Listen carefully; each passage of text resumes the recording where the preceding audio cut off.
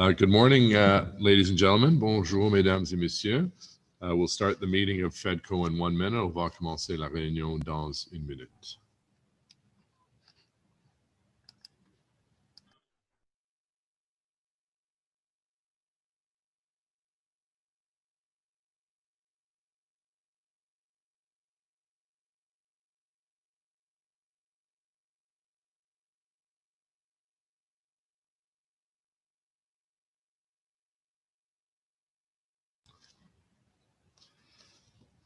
Do we have quorum, Madam Coordinator? Good morning. We do have quorum. Okay. Good morning, everyone, and thank you for joining us today. Welcome to the Finance and Economic Development Committee conducted by virtual means through Zoom. Just a reminder to keep your microphones muted until I call upon you to speak. And at any point, if you want to speak, you should use the raise hand Zoom function, which you will find in the Zoom controls at the bottom of your Zoom window near the audio controls. The committee coordinator and I will be watching for those cues. The usual 5-minute speaking limit will also apply. We have public delegation sign up for a couple of agenda items. However, members of the public are welcome to provide written comments, which will be circulated to all members of council. For those delegations who have signed on, when I call on you to speak, the committee coordinator will unmute you and she will project any visual presentations that may have been provided in advance. Once your 5 minutes are up, I'll ask that members whether they have any questions. When questions are finished, the coordinator will mute your mic for the remainder of the meeting. I'll remind you that this meeting is being live streamed and will be archived to YouTube. If you enable your camera, you will appear to meeting participants and on the YouTube stream. So before we proceed, I'll do a quick roll call of members. Councillor Cloutier.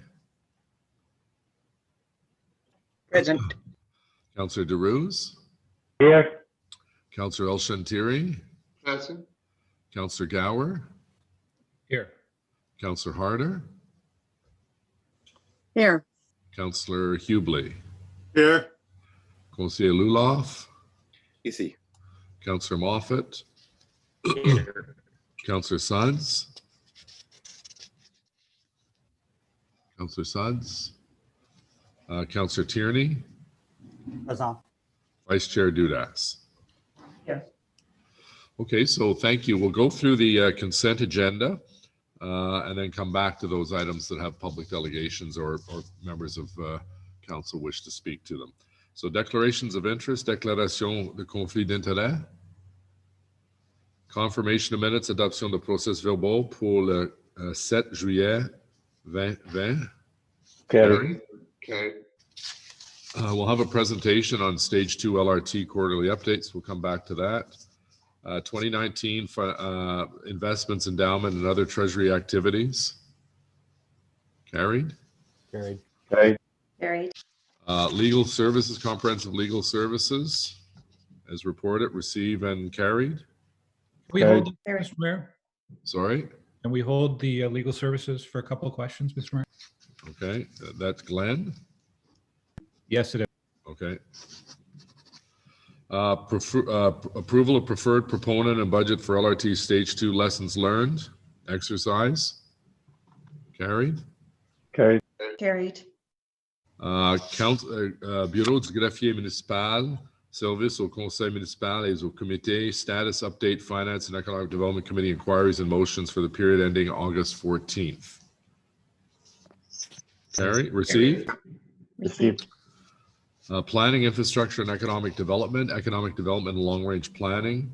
Item 6, Riocan Management Tanger Outlet application for exemption. We have presentation or motions and speakers on that, so we'll come back to that. Wellington West Business Improvement Area Boundary Adjustment. We have a delegation, Dennis Van Statenlenen, the Executive Director.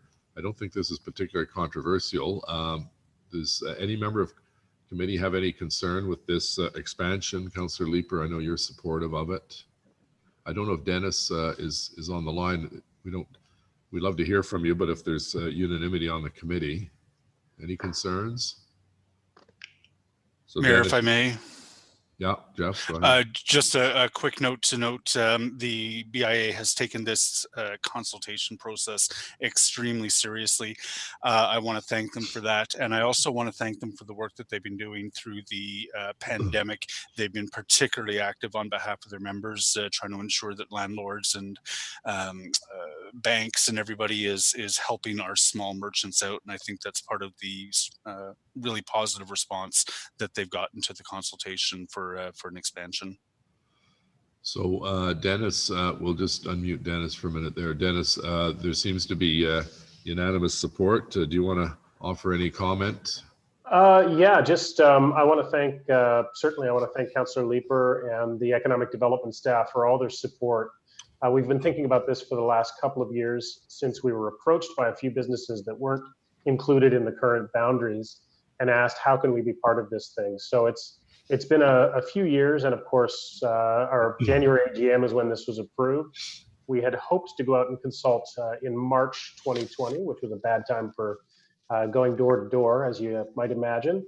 But I just wanted to just update a couple of numbers that you'll see in the report that need to be sort of amended. We actually received letters of support from 6 of our expansion businesses as opposed to 3. 2 BIA members, which includes 1 property manager who's active in the expansion area, and 2 community associations. So I just wanted to amend those. And I also absolutely want to sort of extend my thanks again to particularly Brian Simpson. Brian Simpson has been really incredibly helpful throughout this process, and we couldn't have done it without him. Great. Well, thank you. So on the committee recommendation, carried. Carried. Thank you. Next item, COVID-19 economic recovery update. We have a presentation on that, so we'll come back to that.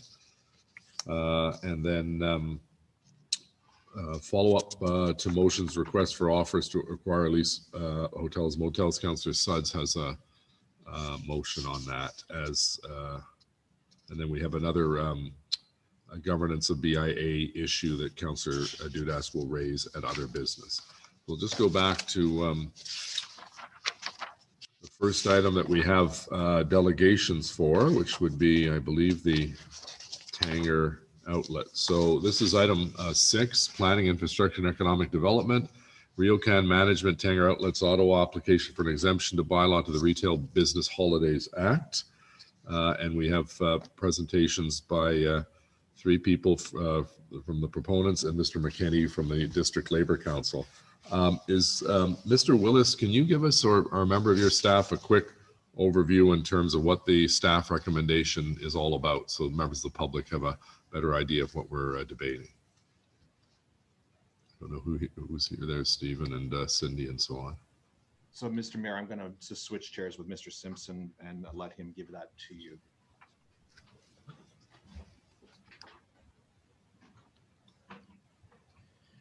Good morning. Regarding the RBHA exemption application that came in from RioCan, what that's really looking at is seeking approval to allow them to open up on some of the statutory holidays as outlined within the Retail Business Holidays Act legislation. In reviewing the application and the information as provided, it seems to clearly meet the requirements as laid out in legislation. That's where the report is coming forward to committee today, looking for approval to move it to council.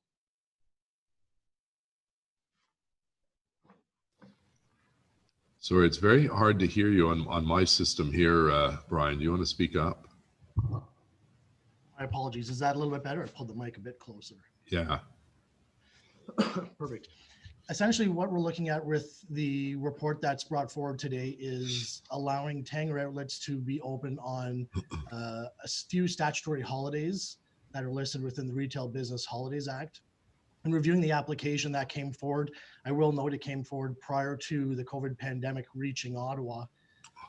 What it's really looking at is allowing opportunities for the businesses to remain open, provide opportunities for employees to work during those statutory holidays at a premium. And again, in reviewing the eligibility criteria is listed within the legislation, the application meets all the criteria, and that's why it's before a committee today. Okay, thank you. So we have Eric Topolinski, Regional Director with RioCan. Is he on the line? I am, yes. Great. So Mr. Topolinski, if you could just identify yourself, and you have 5 minutes, and then followed by Sarah Boisvert. Okay, great. I mean, so I'm Eric Topolinski. I'm Regional Director of Operations with RioCan. I was actually just recently promoted to this position, but I spent most of the last 5 years actually as the General Manager of Tanger Outlets. And I think I can speak on behalf of myself and the two other delegates that we have here, Sarah Boisvert and Stuart Craig from RioCan.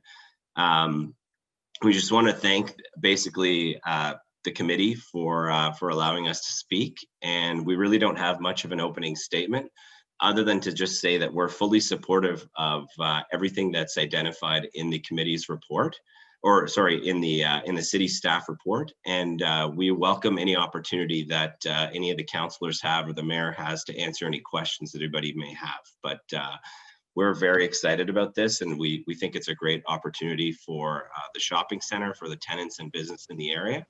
And we would just like to open it up to see if anybody has any questions that we might be able to answer. Okay. Any questions for, we've got Councillor Brockington to the delegation. Go ahead, Councillor. Thank you, Mayor. Just one question, sir. Do you have statistics about the number of out of Ottawa tourists that come to this mall? Do you have any numbers that you can present? So to answer the question directly, I don't have any hard numbers to give you today, but I can certainly tell you that in our experience in the last 5 years, that we see a huge demand for the shopping center to be open on statutory holidays. In fact, I can recall several, many instances actually where people will travel in, say on a holiday that we're closed. Say, let's use Labor Day as an example. We'll actually get complaints on our voicemail, email, on our Facebook, basically in any touch point that we communicate with customers. People will have driven in from Cornwall, Quebec, Kingston. They'll show up in Ottawa fully expecting that the outlet malls were to be open, only to be disappointed, of course, that they're not. I can also speak to the fact that particularly, I mean, we all know that tourism has, high seasons and low seasons. And we certainly know that summer is the high season. And so if you canvass the parking lot, or you walk through the shopping center like I have on almost every day for the last 5 years, you stop to talk to people in the summer and just find out where they're from. There's tons of people from out of town, from wide and far, from Toronto, from far on the boundary of Eastern Ontario and Quebec, from Kingston, from Montreal, from all over. So we know that the shoppers are there, that they're out of town. I don't know if that answers the question, but that's what I would say with regard to tourism. No, I'll have some follow-up questions for our staff, but I thank you for your delegation. Thank you, Mayor. Anything else, Councillor Cloutier?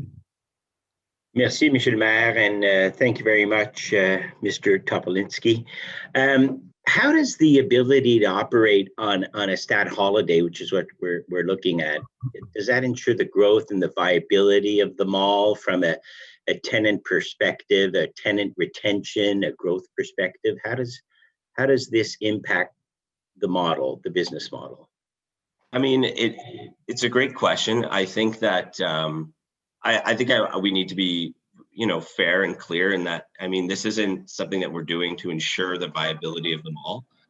We have an excellent shopping center that's always performed. In fact, it's performed increasingly well for us every year since we've opened. But what we're trying to do, and what we think this tourism application will help us do, is take the shopping center to the next level. So where we have a lot of great tenancies that are performing very, very well, but sometimes you just need an extra push to bring you to the next level. And what we're trying to do is attract tenants that are of, maybe just that next caliber, tenants that perhaps are just on the cusp of wanting to come to Ottawa. And if we can attract those tenants by doing so, it'll make the shopping center even more unique, and it will breed more success, because the more unique your tenant base, the more reasons there are to visit the center, and that only benefits the collective of all of the other tenants. So to answer the question directly, what we're trying to do is just keep growing and take that next step so that we can attract that next level of cachet tenant to the city of Ottawa and hopefully, to Tanger Outlets. So just one more question, and picking up on what you said earlier, people from Toronto, do you partner with any other tourist-based operators from outside the city to encourage them to visit the city? And I guess my other question, the other part is there evidence of spin-off where people that might attend are spending money elsewhere in the city? Yeah, if I may, can I pass it over to our general manager, Sarah Boisvert? She's very well versed on the spin-off and the associations we have with hotels and with the Ottawa Senators. Well, on mute, Sarah. Good morning. So my name is Sarah Boisvert, and I'm the current general manager. I was also with the mall during the grand opening, and like Eric said, the mall continues to do incredibly well, and we're excited if this opportunity moves forward to see how it can elevate the center more for the city and what it would continue to attract. So to answer your question, yes, we absolutely partner with many tourism organizations. Over the years, we partnered with Ottawa Tourism. We partner with a number of travel organizations, some of them including a team called Foreign International Travel, the FIT program, the Ottawa Tourism Concord group, who brought in tourism delegates from China. We've had many tour buses come through, a lot of them repeat tours from destinations like Toronto, Quebec, some from the US. And these are kind of the initiatives that we work on year after year, is how do we continue those partnerships and how do we grow new ones? So we also work with a number of the local hotels. We've had shop and stay packages with Brook Street. We work closely with the Holiday Inn, the new Wingate Hotel. We've been working closely with them, and we'll look to do more initiatives as they open and grow with us. Good. Thank you. Thanks a lot for that information. Thank you, Mr. Mayor. Councillor Suds, you have a technical amendment? I do as well. I actually had just to the delegation as well. My observation, obviously as a councillor in this ward, but also as a shopper at the mall, often when you walk through the parking lot, you can't help but notice the variety of license plates from all over the place. And so I think it's important to remember that this really is beyond just a local shopping destination. It is certainly a destination for many that is certainly helping to drive economic growth. The question that I was going to pose was with respect to partnerships. And I think we've heard through Councillor Cloutier's question the response to that. The only point that I wanted to maybe ask for further explanation around, also being a hockey mom, I'm quite familiar with the fact that between the Senators and that facility, as well as the Sens Plex, which hosts many tournaments throughout the year, it's my assumption that there's also quite a drive from that sport as well, driving customers from out of the city to the shopping mall. And just wondering any further thoughts on that, and if there's partnerships there that are growing and driving economic growth in the city. Yeah, that's an absolutely true statement. So when the Bell Capital Cup and when there's hockey going on at the Sens Plex, we absolutely see that traffic come here. First of all, they come to eat between games, they're hungry, and then they spend their time shopping in between. And obviously we have great brands that support kind of that hockey life, which, things like Under Armour and Nike and Adidas, all of those are great hits with that crowd. And then when it comes to the CTC, obviously hockey is a challenging one these days, but what we have seen over the past couple of years and on is huge traffic increases around the time of events, whether they be hockey or unrelated. So, to put it into perspective, when there was a night with Michelle Obama, our traffic was up over 300%. And that's not unique to that event. That happens over many, many events, hockey or other. Terrific, thank you. I do have a technical amendment to introduce. Should I do that now, Mayor?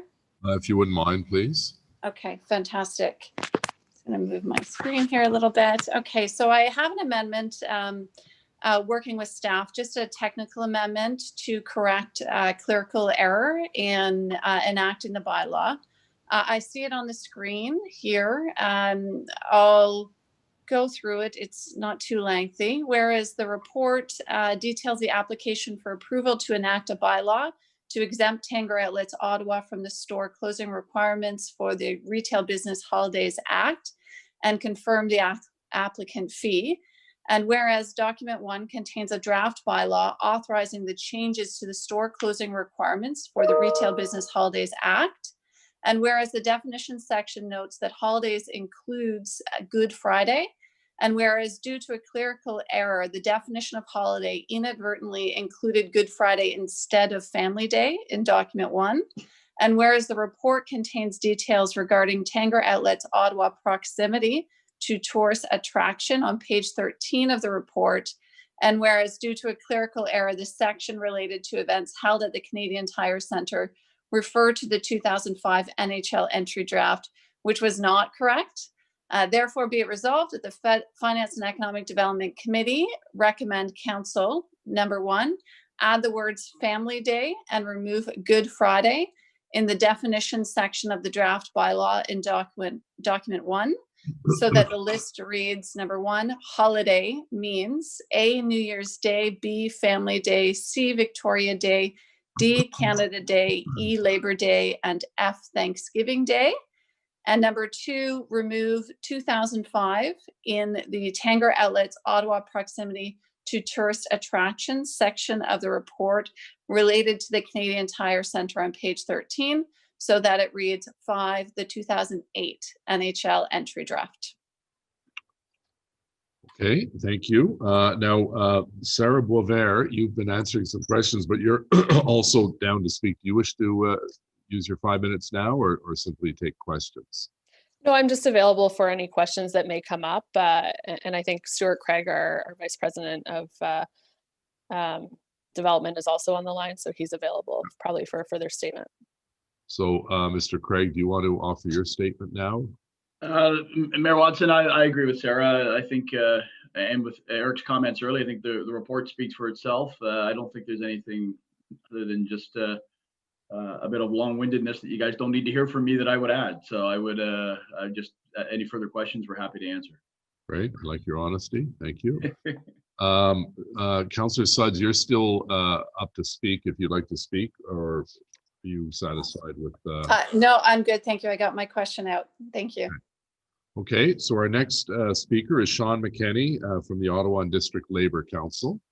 I don't see him on the screen. Is he on there? Sean, hello. Yeah, I'm here. Can you hear me? Yeah, you speak up a little bit more. Okay. Great, the floor is yours. With thanks to the committee for the opportunity to present this morning.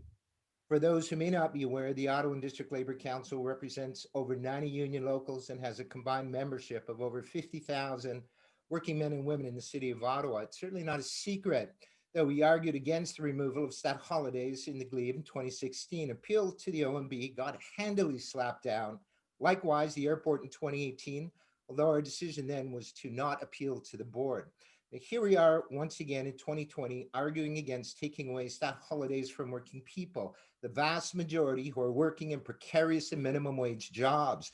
Earlier this year in June, the Ontario government floated the idea of taking away stat holidays in the retail sector province-wide. Premier Doug Ford backed down also in June, saying at the time, "I won't do that to the workers." He added, "People need to take a break with their families 9 times a year." And that's a quote, that's verbatim, that's word for word. A premier who is certainly not recognized as a friend to most workers in this province, actually speaking about the importance of stat holidays for workers and families and a quality of life for those retail workers. And I want to just slip in here. Many workers, even with existing labor legislation, do not have the choice to work or not to work if requested by the employer. We get that today. RioCan management, the Tanger Outlets in Canada may be struggling collecting rents, but that's not unlike the thousands upon thousands of other businesses in this city across this country and around the world. Perhaps RioCan management needs to be more creative if it wants to attract more people to its stores and not try and do so on the backs of workers employed there.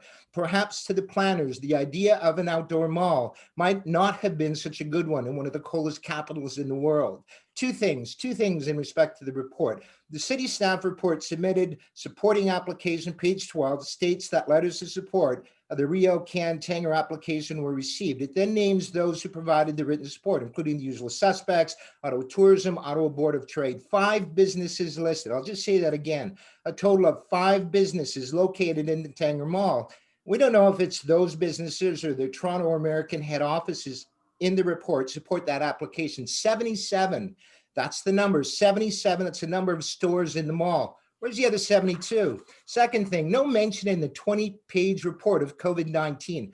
It's like staff were directed not to include it or omitted it just because. I do want to add that there's no question that this city has an incredible staff complement of dedicated, professional, and capable individuals, but no mention of the pandemic in the report, a pandemic that has taken countless lives around the world and in the city, a pandemic that has thrust itself upon us with such force and with such speed that it has altered, it has changed every single aspect of our daily life, yet no mention in the report. Let's face it, whether masks on or otherwise, nothing has happened at the Canadian Tire Centre in 6 months. There has been no Cirque du Soleil, there's been no concerts, there's been no Michelle Obama or Kevin Hart, there's been no hockey games, and the list goes on. Likewise, the Bell Sendsplex, there have been no craft shows, no home and garden shows, no hockey tournaments, similar to the Thunderbird Sports Centre. The criteria as required under the legislation has not been met. Not today with the pandemic. There's no argument. It's just not been met.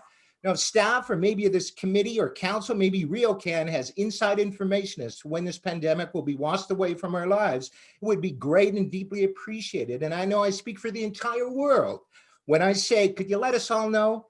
Heroes, one and all, those on the front lines, including those in retail, have proved to be, with many elected officials in this city and elsewhere, repeating the word heroes to describe those workers that so many of us have become dependent on during this pandemic. At a time when a premier refuses to entertain the notion of removing stat holidays from the people in Ontario, including those in the city of Ottawa, we have a city committee that is contemplating doing the opposite.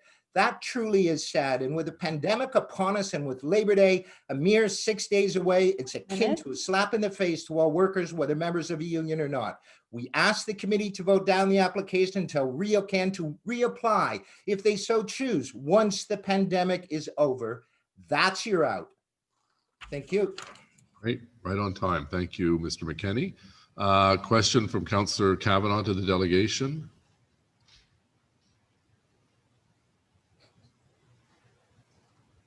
Councillor, you're on mute. Sorry about that. Thank you, Mr. McKenney, for your presentation. I think this is the oddness of this is the timing that we're talking about extending hours during a time when it's been precarious to go into stores in the first place. Is that your main point on this, Mr. McKenney, or you're talking about holding off while we're going through the COVID-19 pandemic? You know, look, I got beat up pretty bad during 2016 when we tried to argue about Glebe. The city's lawyers were a lot more effective than I was. There's several pieces in here, but the requirement is clear. It's talking about today. It's not talking about 2019. What's happening there today? The committee has to go with what's happening today, not 2019. There's no hockey games. They can't use pieces of the legislation calling for that tourism designation if nothing exists. There are no hockey games, as I said so in my presentation. So yes, to the committee, that's the biggest piece, that during the pandemic, it does not in any way fit the requirements. We don't know when this pandemic is going to be over. 2 years, 3 years. You know, God, let's hope that it's within the next couple of months, but we don't know that. RioCan can come back, and this committee, if they're doing their duty, and far be it from me to tell them what to do, this doesn't fit, and they've got to tell RioCan, go back, reapply once this pandemic is over. Hey, I don't mean to imply that we're not going to push back at that time either. We'll always do that on behalf of working people in the city when it comes to the protection of statutory holidays. Okay, thank you very much. Great. Thank you, Mr. McKenney. Questions to staff? Councillor Brockington? Thank you, Mayor, and thank you, staff, for this report. 3 questions. Can you just summarize for the committee the criteria that have been met that have yielded your recommendation to the committee? Thank you, Chair. The main criteria is that the applicant is within 2 kilometers of a tourist destination as defined within the Retail Business Holidays Act legislation. And the second main criteria is that 25% of the businesses are reliant upon that tourism. Okay, and do you have data or statistics? RioCan was not able to answer the question despite the application. Does the application require the applicant to prove with data about their out-of-town customer base? What we did look at was the customer visits that are coming to that location. What we do know is that in 2019, there was over 4.2 million visitors to the Tanger Outlets, which rivals any tourist destination within the capital region. What we also do know is that, as the delegation had mentioned, whenever events are ongoing, whether it be speaking engagements, hockey games, we do see that huge traffic increase, upwards of 300% on many given evenings. And we look at that in combination with the bus tours, and the hotel programs that are in place, we do believe that they meet the criteria as laid out within the legislation. I just want to share with you what my concern is, and I want to hear the staff reply, and that is when the city entertains applications for particular, I don't want to say neighborhoods, but parts of the city, and we give them the opportunity to open during stat holidays, they have an advantage over other businesses in the city that cannot open. And we heard from a grocery store owner in my ward when we were debating the Glebe application that if you set aside the arguments about why they meet the criteria and you just focus on, well, this area is going to be open on stat holidays and not other businesses, has the city considered allowing all businesses in the city of Ottawa to have the same opportunities to be open on stat holidays and not have certain neighborhoods or tourist destinations with a competitive advantage over other neighborhoods that cannot open? For this instance, what we looked at was the legislation and the criteria before us, which we believe they met. What I do know is in 2016, in preparation for the 2017 celebrations, there was a study done to look at a broader RBHA exemption citywide.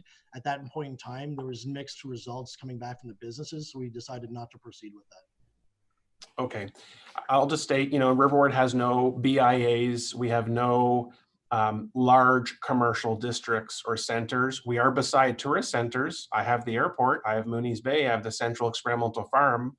I have people that come as patients to the Civic Hospital or the Royal Ottawa Hospital, but we have small business owners who have said before to me that when the city entertains providing these exemptions, which I'm not opposed to per se, they feel that they're at a disadvantage because one area or district is allowed to open and not another. So I think if the city's going to continue to entertain applications in the future, there should be a more global discussion about whether or not we do this citywide versus neighborhood section here, there, and everywhere. But anyway, thank you, staff, for your report and comments. Okay, thank you. Councillor Aguilar, please. Thank you very much, Mr. Mayor. As you know, I don't sit on this committee, but I wanted to follow this and had questions for staff. This somewhat follows on what Mr. McKenney had to say this morning, though looks at it from a different perspective. During the staff presentation, it was indicated that the application came in pre-COVID. We know that the report doesn't speak to COVID at all. And I'm not going to go down the road that Mr. McKenney did, though it's an interesting point. about the lack of activities in the various tourist destinations. But we heard from the proponent how many out-of-town visitors they have. They cited Cornwall and Toronto and Quebec, even China, and how this is some of the business that they want to go after and to promote. So I guess my question to staff is, at a time when we're entering into the fall, where we're putting restrictions in place in terms of people gathering inside. We just enhanced our mask bylaw to make it stronger and more robust to deal with the fall and winter. I wonder whether this makes sense at this juncture to be engaging and inviting people from out of town to come in large numbers to indoor spaces in the fall and winter. Yes, they'll do it in the summer too if we pass it, but there's Thanksgiving in there, New Year's Day, Boxing Day. So this is more a question to staff. Like, have we considered this? Does this make good sense when we're dealing with the biggest health crisis we ever had, encouraging more people to come to the city, more people to be inside? Yes, it's an outdoor mall, but in December, you're not spending a lot of time outdoors. On New Year's Day, you're not spending a lot of time outdoors. You're in the stores. So my question to staff is, why wasn't this taken into consideration? And frankly, does it make sense to be doing this at this time? Or is this something that perhaps should be tabled and we look at it, when we're over this hump and we're in more stable footing in terms of the health of our city? I think in this instance, what we're really looking at are the COVID restrictions really taking priority over anything else in this instance. So we're still looking at the guidelines from Ottawa Public Health, which would be implemented to ensure the safety of both the employees and the customers that decide to visit the location. Okay, fair enough. But would you agree that one of the main reasons this is being asked for is to encourage tourist traffic, so people from out of town to come to Ottawa to spend time essentially indoors? I think in this instance, RioCan is really planning for the future of their marketing. And what we've gone through in looking at the report and the information coming forward is it's really looking at accommodating the demand for people visiting the location to do their shopping. So you don't agree that this could be put off until we have a better sense of where we are in terms of dealing with COVID? I think in this instance, that's up for committee to make that decision. But as previously mentioned, this is a conversation that began prior to the pandemic reaching Ottawa, that can be more future looking, going out years into the future. Fair enough, but the report in front of us is at a time when we are in the middle of COVID. So I'll just leave it at that. Thank you. Okay, Councillor Gower, please. Thank you, Mr. Mayor. Morning, Brian. I wanted to get some clarity on the geographic boundaries of what's considered Tanger Outlets. For example, there's a Cabela's and a Princess Auto that I wouldn't consider Tanger Outlets, but I just want clarity on what's included in this application. So Cabela's and Princess Auto are not part of this application. The application itself is Tanger Outlets proper, which is just the building location that's there at the present time. Okay, and sorry, Glenn. Brian, you need to speak closer to the mic because we can barely hear you. We hear everybody else, but we can hardly hear you. So if there are additional businesses within 2 kilometers of Canadian Tire Center, it would be up to each of them to make an individual application to the city in order to be exempt from the, to be able to allow to open, because there's a number of retail businesses in Canada South around, say, where the Costco is. 2 kilometers from Canadian Tire Center would include a few businesses from Hazeldean Road, but if those businesses wanted to have an exemption as well, they would need to individually apply, and they wouldn't be as part of this this approval. That's correct? That is correct. Okay, thank you. Great, thank you, Councillor, and Councillor Suds, who's the ward councillor for this project. Thank you, Mr. Mayor. Just a couple questions for staff. The first one, I am following along the line of questioning, and Councillor Eglai has raised specifically around COVID. And, you know, I respect that this is an important point to raise at this point in time as we consider the application. I'm wondering, Brian, if you can speak to, or perhaps Stephen, the importance of tourism as we look at our economic recovery as a city, because I think we need to factor that in. You know, we are open for business. We are going through the provincial stages, and so that's not something we can change. Perhaps it will change if we do, you know, have a setback this fall. But having said that, you know, the province has set the guidelines as to reopening, so we're open. And I think it's important as a city to grab opportunities to help our economy recover, and tourism has been hit tremendously hard. So you know, I guess what I'm asking is what role can this help play in that economic recovery? I think it's no surprise that tourism is one of the hardest hit industries, with also having effects on the retail sector. And what we do know is Ottawa tourism is really looking at really hyper local right now. We get interprovincial, looking at day trips. So we do see this as an opportunity to start building out and working in conjunction with those plans. Okay. And then secondly, a point that Councillor Brockington raised, which I think is important, is the point that, you know, why here and not all businesses across the city? And I can appreciate that question and those concerns. I guess in my mind, it doesn't make economic sense for all businesses to open, because they don't have that draw, that tourism draw of customers that substantiates, you know, being open on some of these holidays. So what I'd like to hear from you, Brian, is, you know, the impact of, for example, allowing Tanger to open, because there has to be spin-off effects. You know, these tourists, regional destination shoppers, are spending money not just in Tanger. And I think it's important to factor that into our decision making, because it has a snowball effect, and that creates jobs and wealth in our city. And at a time where we're struggling and we know the next few years are going to be tough, it seems to me like this is an opportunity to bolster that.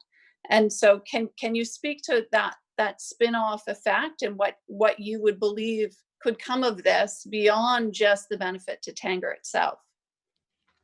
Thank you. What we do know is that quite often when people are visiting Tanger Outlets, they're making a day of it. So we're seeing spin-off positive benefits to places such as hotels, restaurants, and things of that nature. Okay, thank you. And I think that's the point I'm trying to make, is that although yes, the businesses in Tanger will benefit, it is not just them. And it is those spin-off effects. It is restaurants in the area. It is hotels in the area. It is the sports leagues and whatnot that also draw these tourists to our city. And the people who work in all of those businesses don't necessarily come from Canada North. So there is a benefit from an employment perspective that I think is important to consider. I think the number is we lost 55 or 56,000 jobs in our city up till July due to COVID. So I think we need to put that into perspective as well. This is a time where those jobs are important, and this is an opportunity for spin-off jobs to be created and supported. So thank you. Great, thank you. Councillor Hubley, please. Thank you, Mr. Mayor. I want to echo what my colleague to the north just said. This is really planning for the future, for when the stores open, when businesses come back and COVID is under control. I can speak firsthand that I've been to Tanger a couple of times over the last month, And what I observed was a lot of people wearing their masks. I had to wait in line to enter a number of stores because they were queuing people up, following the public health recommendations. So I'm not sure why we would want to penalize them and start parking all our decisions until COVID is under control for anything. You know, I think of planning decisions and other committees. If we're going to start parking all that, that is really going to take effect we benefit from after COVID. We're going to have quite a few decisions in the queue if we do that. So I want to share my experience that they are following the protocols, and even when it gets cold, I fully expect there will be people standing outside. They have outdoor heaters and that. I've been over there in the winter. You don't experience the same crowds, but you do see people coming in. The other thing I want to point out here is that this location, the Tanger Outlet Mall, is a major employer of young people, as Jenna mentioned, not just in Canada North. They come from Canada South, they come from Stittsville, they come from all around to go there because there's a lot of jobs there. And what we have noticed from the COVID experience is a number of the businesses at Tanger have closed, a number of businesses at all our malls and restaurants and so on in the neighborhood. We've lost a lot of businesses and a lot of jobs. We're not really seeing the impact of that yet because of the federal government support programs. So it hasn't become as big an issue for the city that I think it will be in about 6 months' time. So I think we as a committee should do what's right, support this application, because we all came together a couple of years ago and supported the one in Capital Ward and elsewhere over the years. We've applied this to tourist destinations. And as several of my colleagues said, all it takes is a walk through that parking lot to know how many tourists are there pre-COVID and probably post-COVID. It is a major destination for folks to come in there.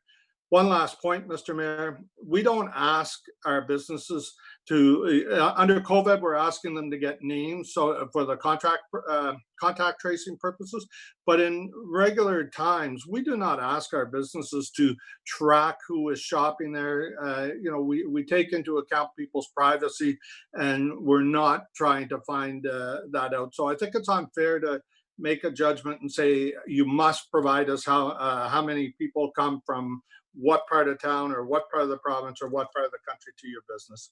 Thank you, Mr. Mayor. Great, thank you, Councillor. To staff, Brian, are stores required to open on those holidays if they choose not to? And the same with them. My understanding is employees can decline working those extra hours. I guess it would normally be time and a half they'd be paid. Thank you, Mr. Mayor. The landlord decides the hours of operation for the mall, but it would be up to the businesses individually to determine if they're going to be open. And in terms of the employees, they have the right to not work on those days if they choose not to, but if they do, are they paid time and a half? That is correct. So just a couple of comments. Thank you to our presenters, both the proponents and Mr. McKenney. I'm going to support this. I think a number of you recognize that I and some of your colleagues have been all of you really have been working hard to help those businesses in your wards survive COVID. And as Jenna pointed out, we've lost tens of thousands of jobs. So if we have an opportunity through a regulatory mechanism that's been given to us by the province to allow a business to open longer hours, particularly on those days that we're talking about, it gives those individuals more opportunity to earn more money, and it also gives those companies more opportunity to hire more people. So, you know, everything that we've been doing since COVID has been focused first and foremost on health and public safety, but a close second is economic renewal and revitalization. And we very much need, you know, to be working hand in hand with the business community to ensure that we attract more people. So the notion that, you know, we don't want to attract people is wrong. We have been through our Buy Local campaign, through our advertising campaigns, through BIAs who are working very, very aggressively to attract people to their neighborhoods. Well, whether it's, West Wellington or the Glebe or Montreal Road, we are doing all we can with limited resources to open opportunities up for people who want to work, who want to get that first job, perhaps in retail, and who want to make a little bit more money to help pay their bills. Today, of course, is September 1st. A lot of our fellow citizens are going to have a tough time paying their rent because they've lost their job. So anything we can do that is reasonable, that is safe, to ensure that we open up opportunities for economic development and jobs, we should be doing. So I'd urge you to support the staff recommendation. And as was pointed out, this was done before COVID-19, but we cannot wait in perpetuity to decide whether the Canadian Tire Centre is going to be hosting shows and so on in 2 months or 2 years from now. The rest of the business community that can open and can expand, we've got to give them those opportunities. So we have a motion by Councillor Suds, which is a technical amendment on the motion. Carried. On the report as amended. Carried. Carried. Thank you. Okay, so I believe that is our last delegate, or that's the last item with delegates. So we'll go back to the beginning of the agenda. And we have a video and presentation on stage 2, our quarterly update for LRT. So we have Michael Morgan, who is doing the presentation. Mr. Manconi sends his regrets. He's not able to be here due to a family issue. So we'll go over to Michael Morgan. And Michael, there you are right there. Good morning. Yep, thank you, Mr. Mayor. I think the video should be queued up, and we'll start with the video, and then I'll walk through the normal slide deck and give you an update on the design and the rest of the works. All right, is there sound with the video, or are you doing a commentary? Is it just us watching it? There's a bit of a soundtrack that goes with it. Okay, here we go.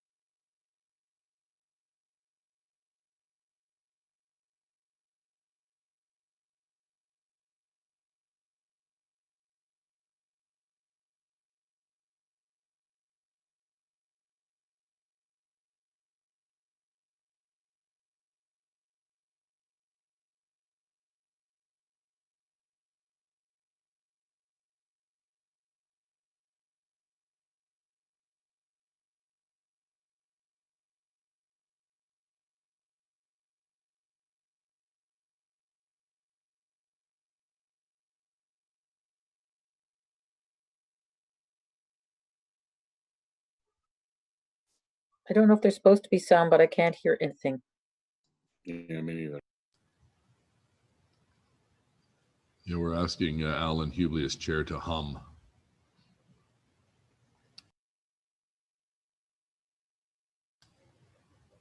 Apparently there's sound, but we can't hear it. But anyways, we can imagine a beautiful soundtrack of music.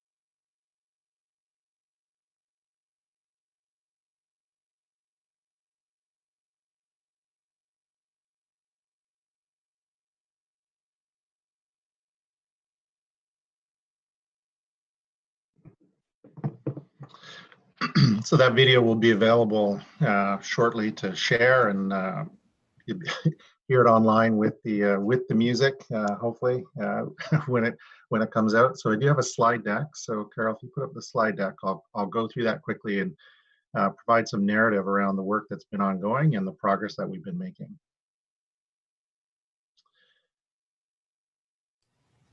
Okay, it's up there, Michael. Go ahead. Perfect. So if we just go to, so put it in the presentation mode, great.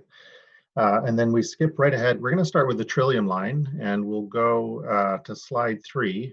We'll talk a little bit about the design progress. So, there's several hundred designers working away for Transit Next, getting to the final stages of design. So we have issued for construction drawings. The design sequence is preliminary designs, final designs, construction designs, and issued for construction. So a lot of the rail bridges that you can see kind of throughout the neighborhood in Riverside South and Airport Parkway and other places are well advanced. Their designs are well advanced. We go to slide 4.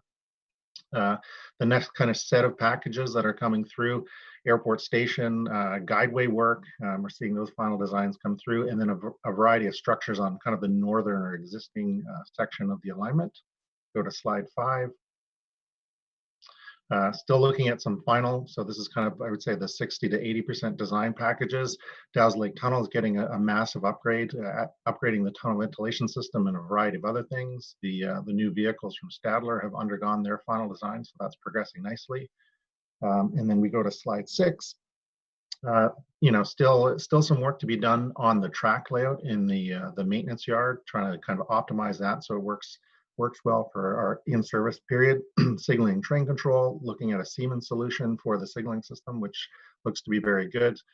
We're into essentially the pre-final on some of these stations. This is essentially just the preliminary design of some of these stations, and I know there's some discussion that we've been having with those stations and improvements that we can make, and then the communication systems as well. If we go to slide 7, talk a little bit about just the progress. So kind of a big milestone for the project this summer was to complete the rock excavation at Gladstone Station. We're starting to see the Walkley maintenance facility kind of grow out of the ground as well. That's coming together nicely.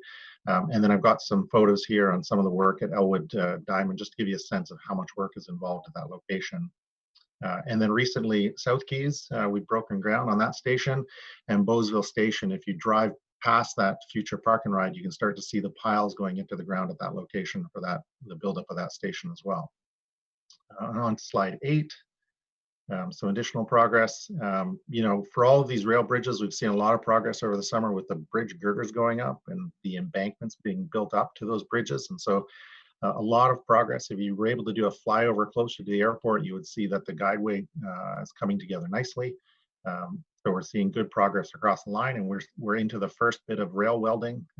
I don't have a date for when the first track is going to be laid, but all the long strings of rail are being put together now, which is a good sign for the project. Go to slide 9. Just gives you a bit of a before and after of Gladstone Station. So back in May when we closed the Trillium Line North, and then just kind of a photo of August where we are now in terms of the excavation and the preparation for future Gladstone Station. The next slide shows you Elwood Diamond. So this is a grade separation of between the Trillium Line traffic and the Via Rail traffic. As you can see, I've highlighted 3 bridges that kind of are all in sequence there: Sawmill Creek Bridge, Transitway Bridge, and then the actual rail diamond. So we're creating a massive structure that's going to go over all 3 of those locations. The Transitway Bridge comes out, Sawmill Creek Rail Bridge comes out as well. So that all gets rebuilt. So there's a lot of activity at that location. It's kind of tucked away. You can't see it from the road. But a lot of work to get that done. That'll be a great outcome for this project. Go to the next slide. We just have a highlight of the Walkley maintenance facility. So they're slowly kind of putting it together piece by piece. Next slide shows South Keys Station. So we broke ground there recently. This is going to be a very interesting station because this is where the transfers happen for the airport link. So there'll be a lot of track work. There's a lot of utilities and culverts in this area. So it's a pretty dense area for construction. And it also provides a critical link down to the NRC facility. So that's kind of has us on a critical path to get that completed so we can restore freight deliveries to the National Research Council. The next few slides, Slide 13 shows the Leicester Rail Bridge. So this is, just very close to that NRC facility, but this is a good location. We're essentially eliminating an at-grade crossing at this location. We do have buses that go through here, so and traffic, so that's a very good outcome for the project at that location. Leitrim Rail Bridge on the next slide, slide 14. So there's a very long structure here that we've built. Essentially, we're going over Leitrim Road, and then we're basically coming down just enough to go to Leitrim Station, future station. So a very long structure at that location. If we go to 15, we see the Bowesville Rail Bridge. So some of the night work that took place when the road was closed to put the girders in place. We're continuing to build up the guideway that meets this location, and then we need to do some topping work on top of that location to make it ready for the secondary works for the platform and the tracks and the rest of it. The next one, Limebank Station. So this is going to be a big structure at this location. So this is going to be the elevated station. You see the initial caissons in place there for the station. It's going to go over the road at this location and then drop back down for the 3-kilometer connection back to Bowesville. Go to slide 17. We see the Airport Parkway Rail Bridge. So a lot of work there to get that done. That was a success. They were able to get those girders in overnight without any issues. So we're very happy with the progress we're seeing there. Slide 18, Uplands Rail Bridge. You see they're starting to put on the precast panels on top in preparation for building up the rest of that structure to support the train traffic. So the Trillium Line is characterized by all these rail bridges, and they've gone up very quickly over the summer. There's a couple more to do. So we go to slide 19. We'll talk about some upcoming work. Some critical things that are happening. We need to do some additional blasting, rock excavation at Carling Station to lengthen Carling Station, as well as between Beach Street and the 417. We need to do some widening to allow more double track in that area. As I spoke about the caisson excavation and the Elwood Diamond Rail Bridge, which is a big part of the project. The Walkley facility is coming along nicely.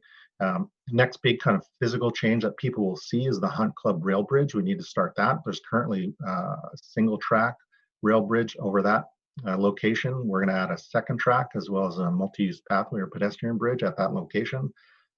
So Hunt Club will have very good connectivity as well as a double track rail across that location. And we'll start to see the stations. All the foundations are going to be coming online soon. We've already seen work at South Keys and Bowesville. Uplands will be starting soon as well. In terms of traffic and mobility impacts on slide 20, obviously the biggest one was closing line 2. And so that will be closed until we open the system in a couple of years. A variety of multi-use pathways have been affected, trying to put in good detours with good signage to get around those locations. Obviously, Carlton Station, there's a bridge there we want to rehabilitate with the multi-use pathway underneath. Gladstone, Carling, a couple of changes coming up there. Carling, the big one being at Carling Station, where we need to do the rock excavation, and the multi-use pathway is essentially right adjacent to the rock cut. So some important detours there to allow that work to progress. Slide 21, you'll see a couple more things that are coming up. The Muppet South Keys, that's already on detour at Walkley. There'll be a detour just behind the hotel there on that MUP because we need space to build Walkley Station. And Brookfield MUP, as we go to build the via grade separation, there'll be some impacts at that location that we need to manage as well. So that's the update on the Trillium Line. And so we go to the next slide. I'll talk about some of the work that's happening in the east. So in terms of the design updates on slide 23, starting to get into these construction drawings for some of the stations, which is really good. Roadway drainage works. We're going to start to see a lot of additional roadway work in the east between Montreal Road and Champlain Bridge coming in the next couple of months. And so getting those construction drawings in place is critical to that. Go to slide 24, some final designs that we're working on. Track and guideway, the overall design, some of the existing bridges need some rehabilitation work. The Montreal Station Bridge, we built the bridges adjacent to Montreal Station, and now we need to focus on the design for the station itself. traction power, overhead catenary, train control, and signaling. And so, it's really great to see those packages advancing, well in advance of when we're going to be starting that work, but, paves the way for smooth construction work later on the project, which is really good. Slide 25. We're starting to get to the point where we start have some insights as to the public artwork and how that's going to feed in. I know we've been working very closely with the public art team and with the builders for the Confederation line extensions to get some updates there. And so there'll be something coming out potentially later this year, some updates that they can provide. Slide 26. Some of the progress that we've been seeing or you're going to see. The Montreal interchange, I'll show you some pictures of that. There's a lot of work been happening there, widening at Greens Creek, and then there's a series of things right near Blair Station. There's a lot of activity between Blair and Montreal Road. There's a lot of activity there. On to slide 27, show you the actual construction photos.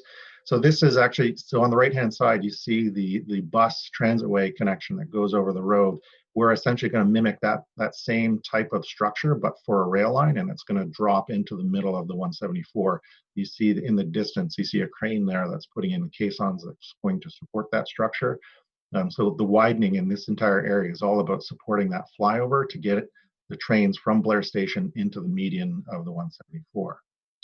If you go to slide 28, you can see from a ground level, a lot of paving activity, a lot of detours kind of that go into place pretty quickly in and out. They've been making a lot of changes in this area.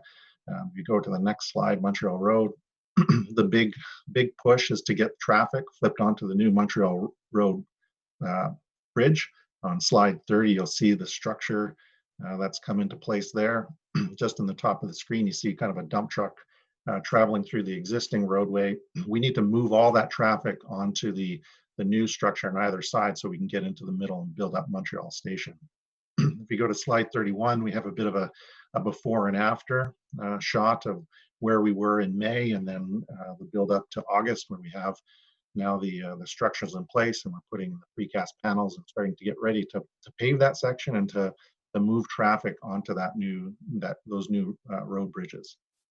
In terms of upcoming work, so you're going to continue to see a lot of work between Blair Station and Greens Creek. The widening of the highway, that's going to kind of increase in intensity once you go further east from Greens Creek.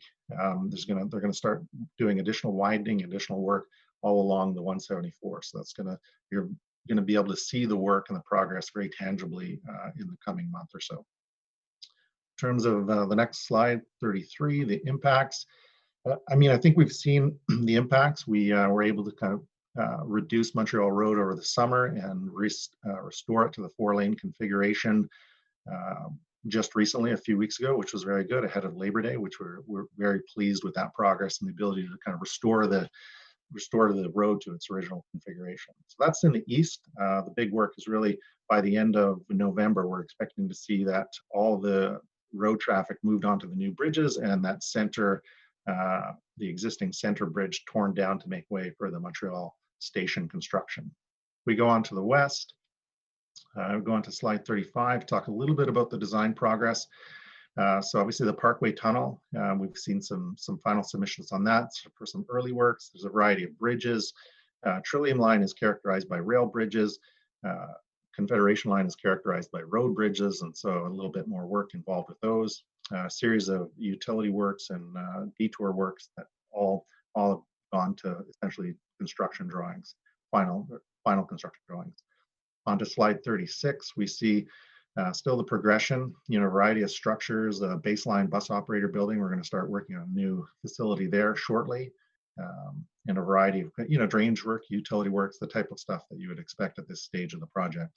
On to slide 37, see a little bit about kind of the progress. I think there's roughly 70 design packages that are under review now. So there's a lot of work for the team, a lot of work for third-party stakeholders to kind of keep up to speed on the activity that's been happening and on all the design work. Slide 38, some pre-finals. We're starting to see the station packages come in, which is good. Some final roadway drainage works, pedestrian bridges, obviously Queensview pedestrian bridge, Greens Creek pedestrian bridge. There's a number of bridges and underpasses that are being added to the project or included in the project. Go on to slide 39. Some of the construction progress that you've seen, we're going full blast at Moody for the LMSF facility, Byron Linear Park. Things are, there's been a lot of prep work, a lot of fencing and lay down area preparation that's been happening over the last few months. That area is going to really increase in intensity in the coming days. Lincoln Fields has been a hive of activity as they build a structure there. And then a variety of things over at Iris Station, Pinecrest Pond. So work all across the West, which is very good. And I'll show you some photos of that in a second. On slide 40, some final comments about some upcoming activity. Lincoln Field Station. So we are getting ready, starting to do the preparations for some of the bus detours in that area.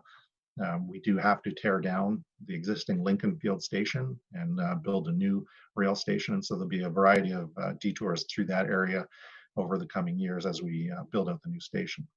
In terms of some of the photos, slide 41 shows a pretty complex area. So Iris Station, Iris Road Bridge, there's culvert work, there's a variety of things that need to happen in this area, including putting the buses on detour. So this is kind of a big focus of the project right now.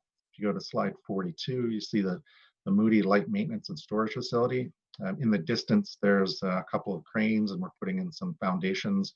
There is a small creek at that end of the facility, and so we need to obviously create a few small bridges to get over that creek and keep it intact. And so that's the work that's progressing there now. Go on to slide 43. You see Connaught. So this is in the foreground on the left. You see that's the Pinecrest bus facility. And you can kind of get a sense of where the tunnel is coming through there. If you draw a diagonal line from the park through to just the right-hand side of the bus facility, that's where the Connaught tunnel is going to go. So it's going to cut under that residential neighborhood before it pops up adjacent to the highway. You go on to slide 44, Lincoln Fields.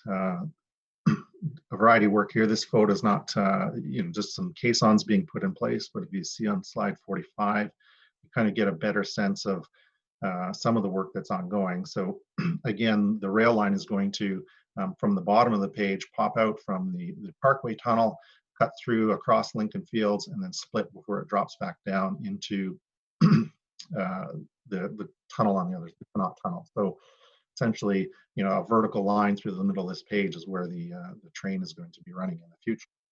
If we go to slide 46, you see some of the preparation that's set up for New Orchard Station. And so the station excavation is probably some of the bigger activity.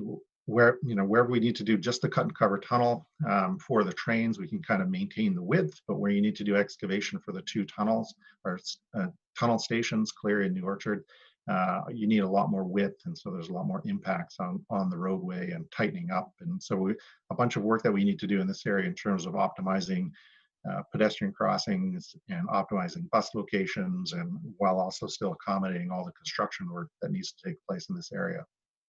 You go to slide 47, we see Goldenrod Bridge. So this is where, if you look out past the end of Tunney's Pasture Station, you see what is a roadblock or a train block there, a small road that's on a hill. So we're going to put in a bridge there. Obviously, that's an obstruction to the rail line, and this will be kind of the start of construction into the rest of the transit way. But a bridge needs to go in there first. We'll put buses on detour, just a slight detour through this area once that new bridge is in place, just to allow the track construction to continue in this area. In terms of some of the upcoming work on slide 48, so the cut and cover tunnel, that is one of the critical pieces of the project in the West, is starting soon. Lincoln Fields, there'll be some very visible progress. We see that once they get the caissons in the ground, they're able to put the pier caps up quickly and put the girders in quickly, and you see some very tangible progress. And so that will be a big change to that neighborhood. Still looking at, a lot of material needs to be moved out for the two tunnels, and so we are putting in a temporary hauling road at Queensview Station to avoid having to go through the residential neighborhoods. A variety of utility protections, Iris traffic realignment to continue the construction there, and then some other water main relocations. You go to slide 49, we start to see some of the traffic mobility impacts. So the SJAM basically handed over now.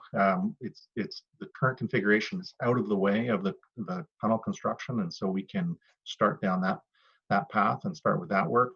A series of off-peak closures on Richmond Road, Lincoln Field Station. There'll be a series of detours as we move through there. Iris Street, a variety of impacts already to date, but obviously once we need to put the buses on detour around that area, that next year there'll be some larger impacts. So that's kind of the construction in the west. If I talk about the two fleets of vehicles that we're ordering, stage 2 Alstom Citadis vehicles. So we've accepted 4 of them. Those 4 are now in service. We are starting to see additional vehicles come out of the Brampton facility. So if you go to slide 51, it shows just a quick shot of the Brampton facility. As you know, a number of the vehicles are going to be built at that location and then shipped or trucked to Ottawa. I believe the first one may have trucked in this weekend. But they are making good progress. They did slow down temporarily for COVID, but they're back up and running again. Slide 52, talk a little bit about the Stadler Flirt vehicles. And so this is, again, I think I spoke previously that this is really the crux of the Trillium Line project is seeing these vehicles arrive in 2021. That's going to be kind of a big indicator for the success of that project. Manufacturing is set to begin later this year. And once we have some visuals of that, we'll be sure to share that. Slide 53, stakeholder engagement. With the onset of COVID, we moved all of our consultations online. A number of those were very successful. We're going to continue. We need to do a number of additional consultations as we start to see some additional information come out of the 2 design teams. And so we're going to continue with those and continue providing as much information as we can with the community and with the councillors for their respective areas as the information is brought forward from the 2 design teams.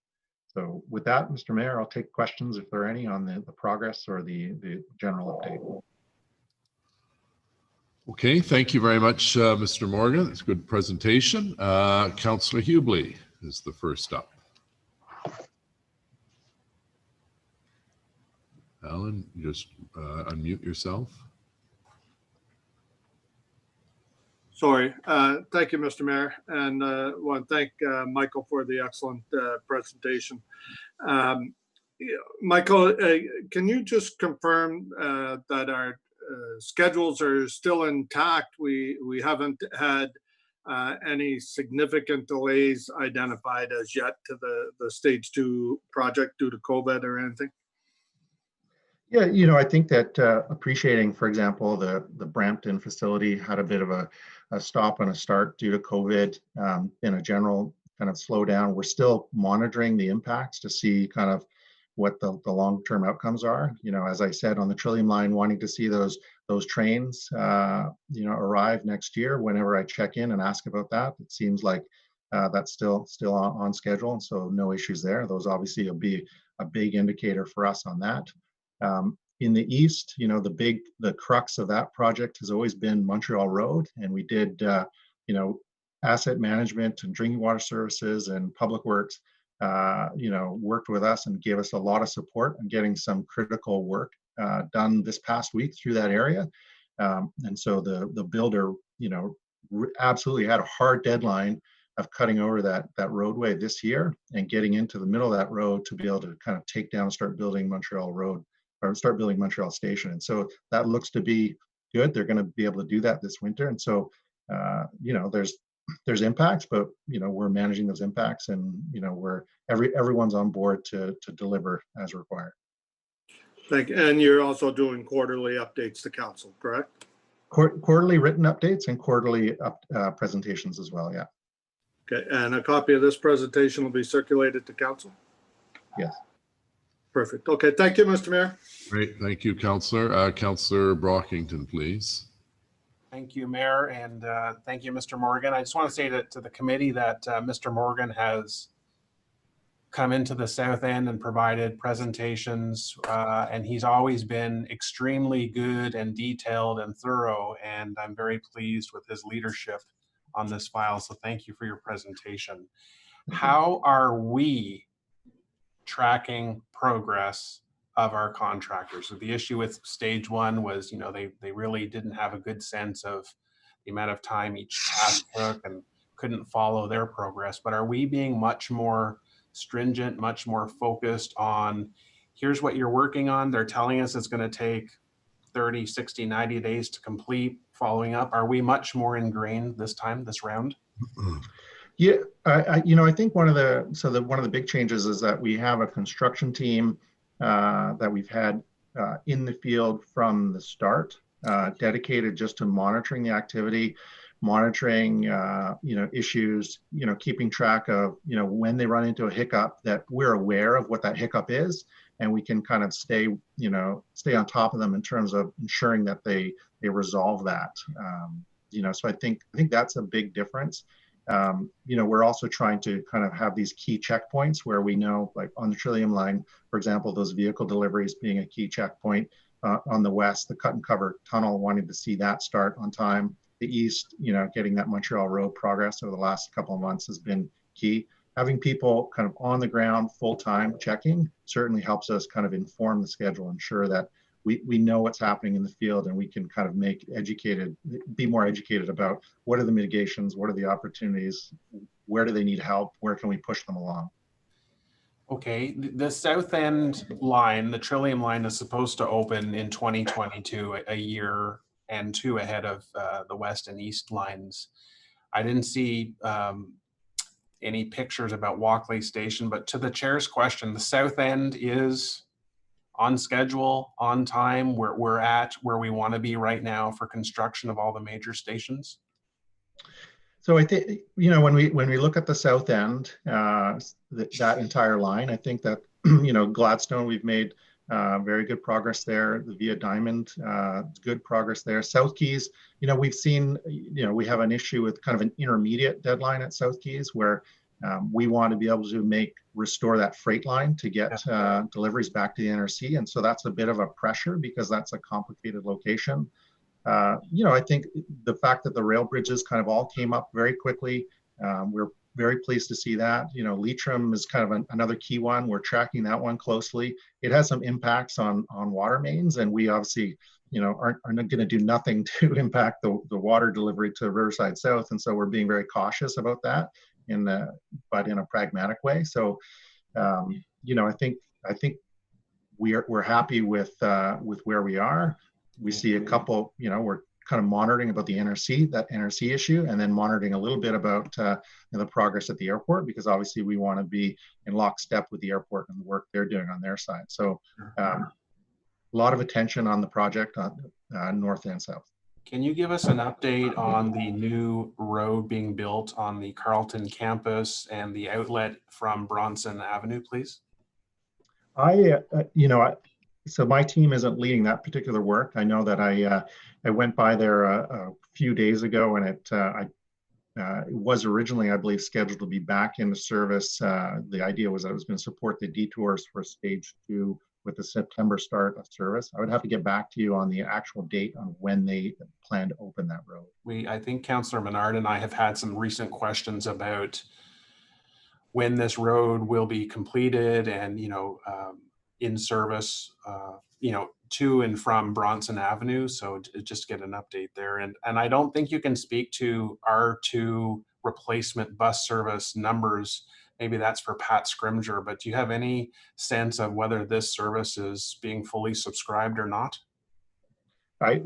As you say, I would have to check in with Pat on that detour to understand, if it's working well or if there's any issues and what the uptake is. My last request, and then I'm done, is there's a lot of work in River Ward from the Rideau River at Carleton University all the way to Hunt Club Road and all points in the middle.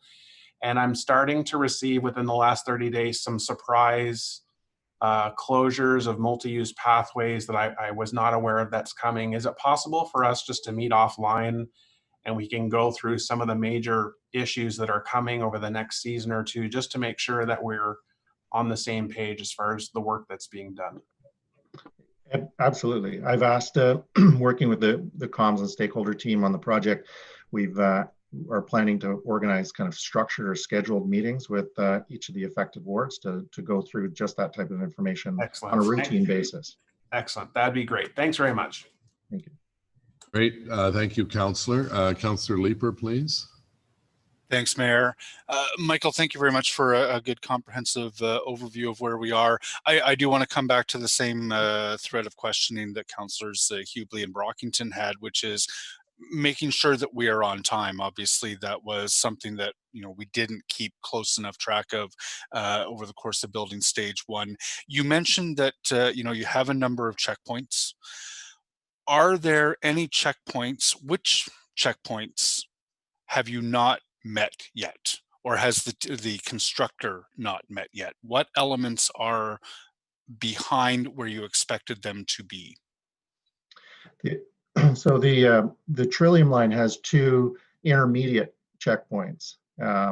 One to be able to restore freight traffic to the NRC, and one to do a handover of a loading dock at the airport. And so those two checkpoints are, on that project have not been met, and so we're following up closely on that, working with the NRC to find mitigations and working with the airport just to make sure that what the impacts are and what support they need. So those are two things that we've been following closely.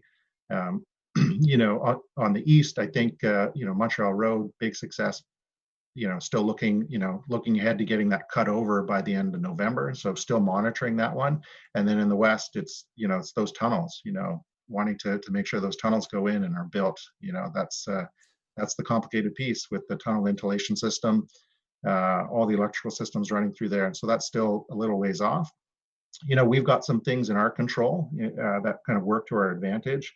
We are 4 vehicles into the order of stage 2 vehicles. And so we've got a fleet of 38 vehicles that we're starting with now that will have a lot of mileage on them. That will be, we'll have the benefit of time and reliability improvements on those by the time we go into stage 2. We've got the I see the cooperation between Rideau Transit Maintenance and OC Transpo, the rail operations staff, the rail control staff, their skills and ability in terms of operating system, that's definitely going to put us in a different position than we were in stage 1. So I think that just the ability for us to kind of react to issues and respond to issues is going to be much different in stage 2. Was all the site prep completed on time in the west? The site prep? Yeah, so getting ready for construction of the tunnel? I think that the big one was getting the SGM Parkway detour put in place. I think that was critical to getting that work done.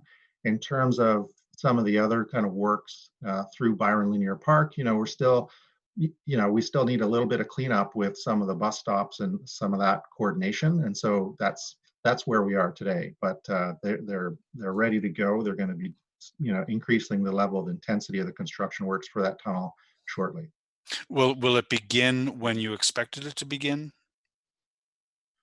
I don't have that particular checkpoint was not on. I don't think that I had a hard start for that. The prep works, started when we expected it to, but in terms of the actual excavation, I didn't have a hard date on that I was following.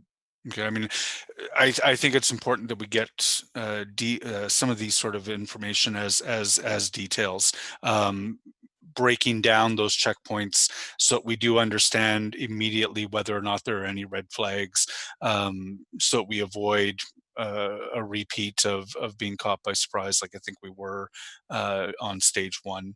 But thank you very much for the work that you're doing in terms of stakeholder engagement. Thanks to the stakeholder engagement team as well for keeping us in the loop of what's coming up next. I know these seem a little chaotic on the outside, but I think your team is doing a good job keeping us as informed as we can. Great. Thanks, Mayor. Councillor. Councillor Kavanaugh, please. Thank you very much, Mr. Morgan, and thank you for all the work you're doing in Bay Ward. We've got a lot happening, as everyone could see, and it's good for me to see that big picture and see what's going on across the city. It's a lot, and in our area, we're probably well, I dare say we're probably the closest to homes, and that's sort of been a touch point because there's still concerns in terms of sound and of sound barriers, etc. We're working on berms. We're working on other mitigation. I just wanted to get an update on how that's going. In terms of the long-term plan, for example, you mentioned the berms. There was an idea introduced earlier in the year to build these berms to create some noise barriers and visual barriers to that flyover in Lincoln Fields. I think that there was initial pressure to do that quickly, but we paused the pressure on the speed, and the team is now working to do some technical consultations. They want to do some public consultations on those designs and make sure that there's a series of technical issues between utilities and lighting and various things that need to be matched with also outcomes in terms of visual barriers, noise, and that type of thing. So we're looking at doing those consultations kind of this fall, and I know the design team is looking at having something next year. That's the berms, and that's mitigating that issue in that particular location. I have been working with others on the noise in the rock cut to see if there's a mitigation there. We have a request for materials that went out. I think it closes later this week to give us some opportunity for improvements in the transitway where we've seen some noise issues. And then obviously with the stage 1 rectification plan, which I won't go into detail now, they are working on noise issues and wheel rail interface issues to see how they can improve that and minimize that. So when it does go into service in your area and through all the areas of the city, it is quieter than it has been. That's great to hear. I don't know how we can get sort of sampling of so that we know what it actually sounds like and what the decibels would be like. But the more information we can get, the better to give the community. And I appreciate there has been reach out, and look forward to continuing to work with you. So I expect we'll be having community meetings very soon on this. And I appreciate that Kev has hired a communications lead to help us out. I think one of the big things is that there's just so much going on. We need information in a timely fashion because it's happening so fast, and it's just sort of normal that you find out a memo that something's going to happen tomorrow, and the whole community has to be prepped for this is happening like tomorrow.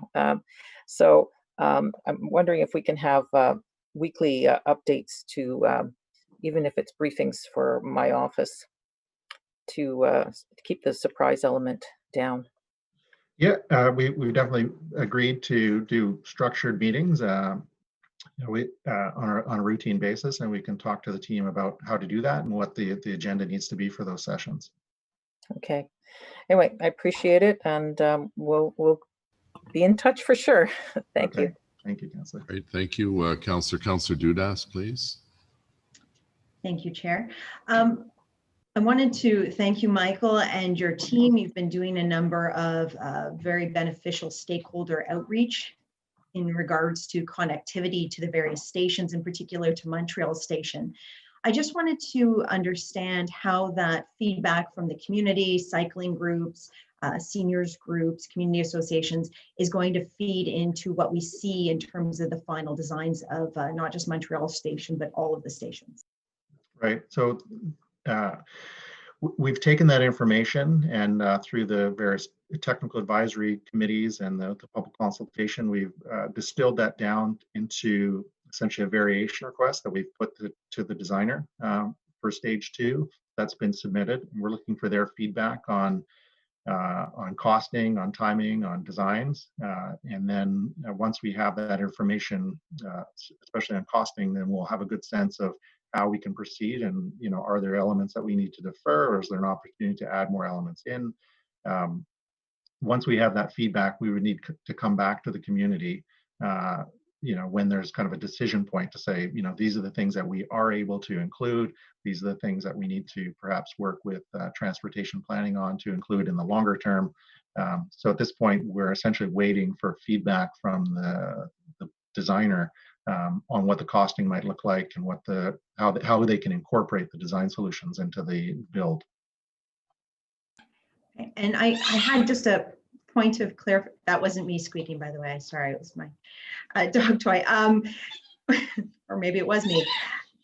So quick question, that's so distracting. You mentioned that some of the Ulstrom vehicles are being built in Brampton. I just wanted some clarification. I thought our facility here was capable of building the trains. And I'm just curious as to why we're bringing them in from Brampton or what the difference is. I just wanted some clarity in respect to that. Yeah, I think so. You know, when the build was initiated, they were all going to be, the final assembly was all going to be done in Ottawa, and they've done the first 34 vehicles from the stage 1 order, and they got a good start on the next 12 vehicles from the stage 2 order. But at some point, Alstom decided that it would be more efficient if they had a dedicated facility elsewhere, so that they didn't interfere with any of the maintenance activity. Kind of gives them broader, you know, they've got a big facility here in Ottawa now, and so it gives them kind of full capacity to move the vehicles around, do the maintenance that they need to, without the distraction of the manufacturing activity. So you know, they've made that decision. It's in part because they also have another order for vehicles being delivered into the GTA. And so there's going to be essentially two production lines there for vehicles, for our project plus 2 other projects. You know, I think we've seen some benefit in that. We had the team go and have a look at the Brampton facility. They said it's impressive. They're very well organized. They've got a good setup there. So I think, you know, that's really within Alstom's remit to make that decision, and they've decided for the remainder of the fleet that they're going to build them in Brampton. Okay, and then of course, OC Transpo will have final sign off on the quality of the trains prior to launch. Yeah, so the vehicles, you know, they'll be assembled there. They get broken apart and put on trucks, shipped to the Ottawa site. They get kind of put back together. There's some final testing they'll do in the shop. Then we'll put them on the line out of service for roughly 1,000 kilometers, just to make sure, you know, 1,000 kilometers fault free, to make sure that they work and, you know, work out any kinks or issues that they have. And then there's a final inspection that OC Transpo does and my team does before final sign off and handover to put them into service for use with passengers. Thank you. Great, thank you, Councillor. Councillor Eglai, please. Thank you, Mr. Mayor. Mr. Morgan, just following up a little bit on questions from Councillor Dudas. What would you say is the single biggest lesson learned or repair necessary coming out of stage 1 vehicles that has been incorporated or fixed in stage 2? I mean, I think that probably the biggest issue that we saw was with the power electronics on the roof.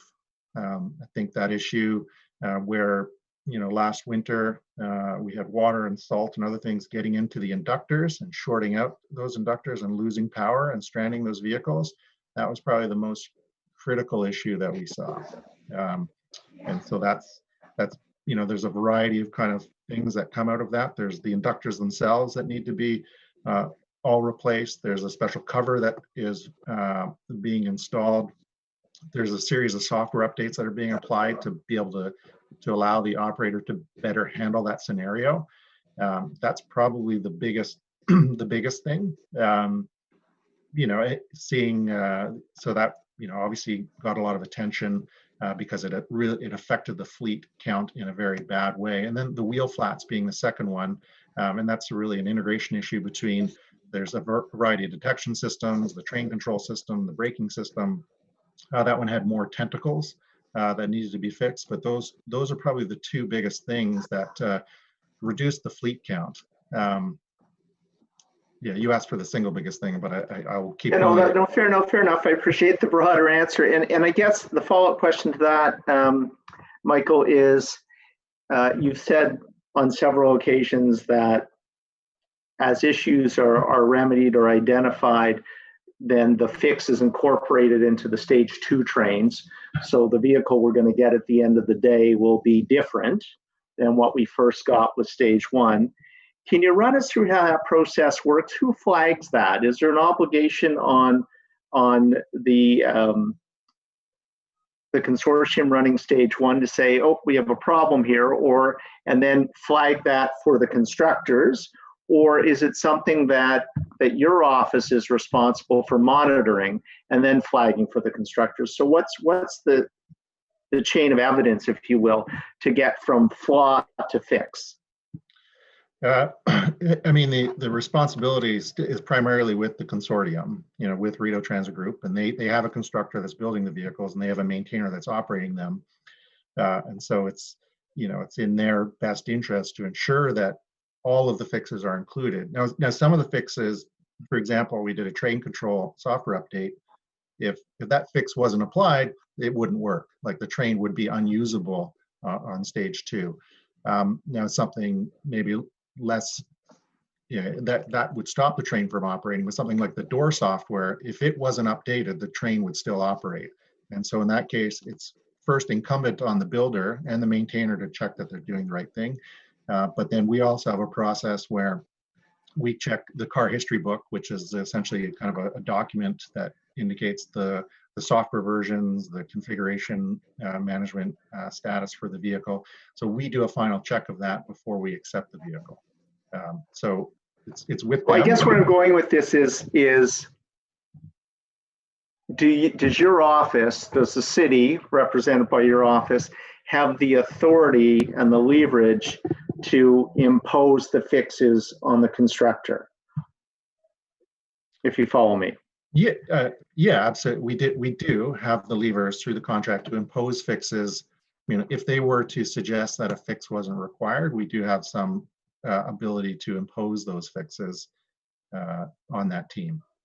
Okay, thank you for that clarification. Great, thank you. Councillor Tierney, please. Great, thank you very much, Mr. Mayor, and thank you, Michael. I actually wanted to give a bit of a shout out to Allison from your wonderful crew over there. She's helped deal with, with any large construction, there'll be little issues, dirt and parking lots, et cetera, and she has been absolutely fabulous in making sure that all the construction industry stays on side and respects the neighborhoods that we're in. So I just want to say thank you for that. Resolved many, many issues very, very quickly. And I also want to apologize for so many hours that we've spent speaking with you between my community associations and homeowner groups, as well as even Bike Ottawa East. We had a great discussion about the pathway segments, and I believe we're still working on that one major concern that we see on the on-ramp of Montreal Road. You guys were taking it back and recooking it because it's frankly too dangerous in my mind. Is that still underway, that work? Yep, it's still underway. This team is still looking at, they're doing a review with the signals team. I believe they also brought in Alta to have a look as well. That's wonderful news, and I look forward to seeing what new configurations come back out of that. Really, that's all I have. Most of the questions are already asked, and I know people want to get through this, but thank you again. I know there'll be many more meetings, and there was only one real question I had at the end. How are we looking on timelines about, I know we're probably still a while out, about the route configurations and designs for the stations, because obviously my neighborhood's going to really love the Montreal Road station. And when are we going to start going to the public? I remember there was a timeline, but it's slipping my mind right now. Can you refresh my memory? I don't have, I'll have to check with Pat on how far out from the launch date he would start that process. I think, but yeah, we can reconfirm with your office when that would be.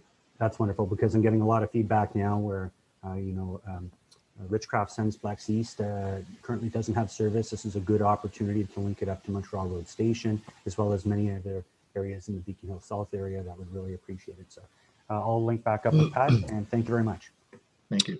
Thanks, Councillor. Councillor Luloff. Thank you, Mr. Mayor. I'd like to echo Councillor Turney's comments. Allison has been absolutely incredible working with our office. I know that she's moving on now to communications for stage 2, so looking forward to working with Ethel. Just wondering, Mr. Morgan, if you might be able to give me a quick update on the design phase of the sound barrier along the 174. I know a lot of residents are really concerned about both construction noise and the historical issues of noise on the 174. So just wondering kind of where the team is at on that project. Yeah, so I had a check-in the other day with the consortium just to kind of get an update. I know we have a meeting scheduled with your team shortly to kind of go over some particular items. In some areas, there are no concerns. We're just waiting for the design to progress. Like no property concerns. It's really just a matter of getting it into the program of design, and we raised it with the project director, and John was there at the same time just to kind of flag that was important because you've been asking about it. On the one side of the road where we have, you've got a multi-use pathway, and then you've got the Hydro 1 interface, and then you've got kind of a series of small berms that exist today. There's a little bit more design work that needs to be done there, and so we need to have a bit of a discussion and potentially some consultations about what is going to be done in that location. We're still looking at doing the design kind of this year into early next year, with potentially, again, the request was made to try to get some of those sound barriers in as quickly as possible. Still with the idea that we could start some of that next year, but I don't have confirmation yet. I've been trying to confirm that with the consortium in order to kind of give you some assurance as to when that will be mitigated. Okay, perfect. Really appreciate that update.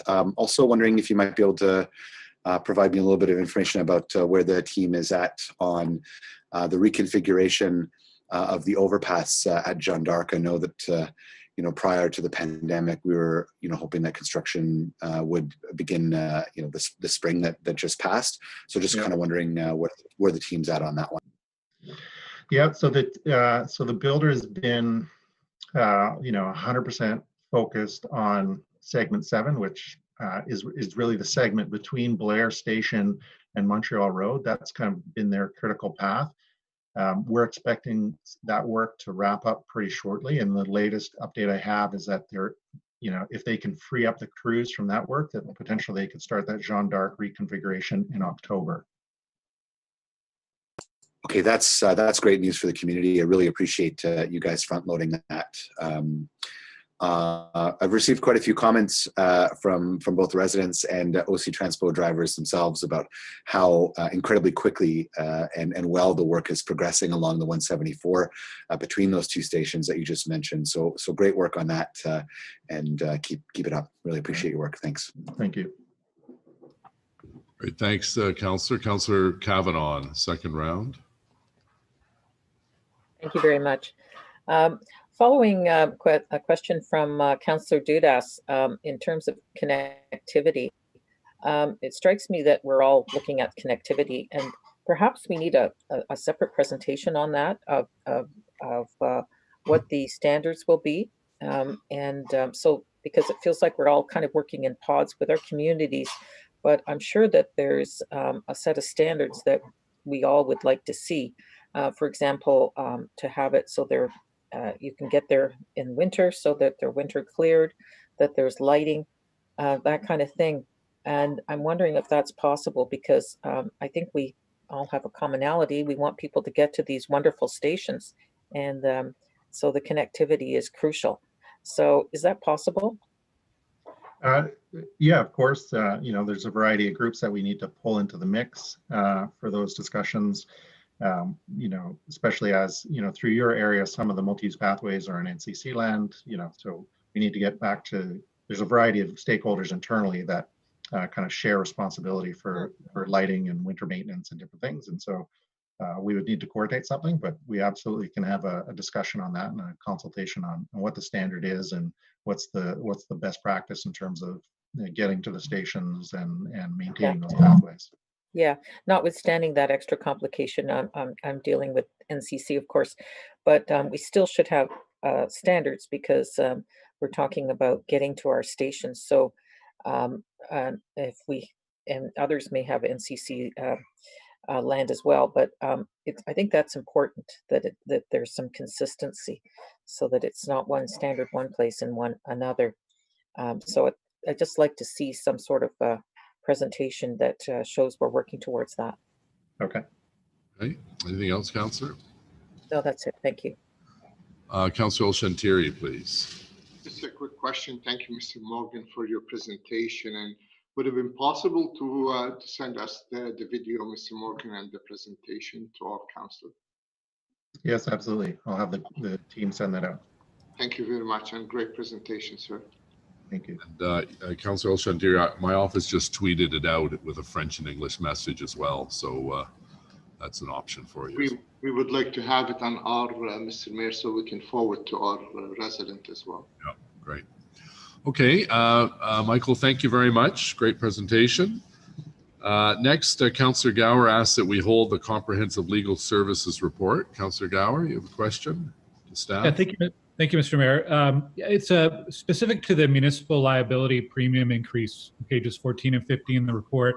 Just given the size of the increase, I thought I'd like to get a little bit of clarification, make sure I'm understanding. So we're being asked to approve that the increase in the premium of $5.4 million would be covered through the tax stabilization fund. Is that correct? Mr. White? Yes, that's correct, Mr. Mayor. Okay. And then the report mentions the municipal liability component of $3.8 million that accounts for most of the increase. Can you explain where the rest of the increase is coming from? What are the factors that are leading to to that entire $4.4 million, $5.4 million increase? Yeah, some of it is the result of the restructuring of what we call the primary policies. So you've seen some changes with respect to the city self-insured retention. In some places that's moved from 3 million to 5 million. There have also been adjustments that the insurers have placed in terms of their maximum liability. So the primary insurer may have moved from a $15 million minimum to a $10 million maximum. And that means that the excess insurance comes in at a lower point, and that drives an increased premium because they're exposed to more potential risk as a result of coming in at, for example, 10 million instead of 15 million. And the report mentions that every Ontario municipality is seeing pressure from increased premiums. Can you characterize, are we in line? Like if you look, we're almost doubling our insurance premium this year from 5.9 million to 11.3 million. So that's $5.4 million. We're almost doubling it. Are other municipalities seeing that same percentage increase? I'm just trying to understand how much worse or whether we're on par, are we better, are we worse? Where are we benchmarking to other cities in Ottawa and Ontario? I think it'd be fair to say that, for example, Toronto is seeing an increase in roughly that same level. I'm appreciating that their bus fleet, for example, is through the TTC rather than through the municipality. Other municipalities may have much smaller, for example, on the property side, they have much smaller assets to deal with. So not everyone is seeing that same number increase. And, as noted in the report, some of it is in relation to the city's own kind of personal loss history in that regard. Yeah. So certainly there's been discussion amongst the municipal solicitors around the province, amongst the municipal treasurers around the province. And they're all, I think it's fair to say that they're characterizing the upcoming renewal discussions in their respective areas as being troublesome. Is probably the easiest way to put it. Okay, and I read in the report two possible routes to trying to get this under control. One would be the work that the AMO is doing around joint and several liability. The other is around a risk management officer. what's the city doing? What specific actions has the city been approaching this outside of the AMO on our own to address this with the province in terms of updating legislation or rules around insurance, or is it really going through the AMO collectively with other municipalities? Certainly, in 2019, this municipal council, through the mayor's office, wrote to the minister to request for ongoing reform with respect to joint and several liability and what we call the 1% rule. AMO has really taken that under its wing to push that forward with the ministry. In terms of what the city is doing itself in the areas that it can't control itself, that's the goal of an enhanced risk management practice and procedure and overall structure for the city. So explain to me what that would do, because I'm not entirely clear on, yes, hiring a risk management officer. What kind of impact does that have? Is that an impact of the hundreds of thousands of dollars or millions of dollars? If we had had a risk management officer in place already, would we have seen an increase of $5.4 million or would have been substantially less? I'm just trying to understand the impact of what a risk management officer would have in the future for us. I'll be honest, it would be very difficult to quantify. And just to be clear, it's not necessarily the hiring of one, it may be restructuring of an existing position, for example. Okay. The aim is twofold. It's one, to reduce the city's, what I would say that the city's primary liability and the cost of that in terms of those claims that are within its self-insured retention, and limiting those. And those are dollar savings anytime that someone doesn't slip on a sidewalk, or if our vehicles are not involved in an accident, for example, then those are straight savings. The other part of it is also helping to present a better picture to the insurance industry in terms of what kind of risk they're taking on by taking on the city's business. So that is reflected in hopefully reduced premiums in the future. Again, it's difficult to quantify simply because there are market factors that are at play as well with what's called a hardening insurance market. And that just means that it's much more difficult for organizations like municipalities to get insurance. And the more that supply is constricted, the more the premiums go up. And would you be able to look into the future 2 or 3 years? Are we likely to see premium increases in the millions of dollars over the next few years, or do you see it stabilizing? What can we expect? Because we need to obviously do some longer term budget planning in terms of how we cover these increasing costs. Certainly, the desire and the anticipation, certainly given this year with reduced economic activity, reduced vehicular activity, and things like that, the hope is that come renewal time next year, we'll be able to present a better picture and a better risk profile for the city. It's also an opportunity for the new insurers that have come online with us to learn the city's business and to kind of smooth that relationship and develop a relationship over time. So I think it's dependent, of course, on those market factors. My aim is to ensure stability and working to reduce those premiums and the city's primary liability over the course of, as you say, it's an ongoing process, the next 2, 3, 5 years. Beyond an update in legislation or restructuring our risk management practices, are any other recommendations that you would have on how we can approach this and put ourselves in a more stable position? Well, invariably, it's the city's, as I say, the risk profile and how much risk the insurers assume that they're taking on by taking on the city's business. In the same way that they look at, if you're getting car insurance, what your driver record is.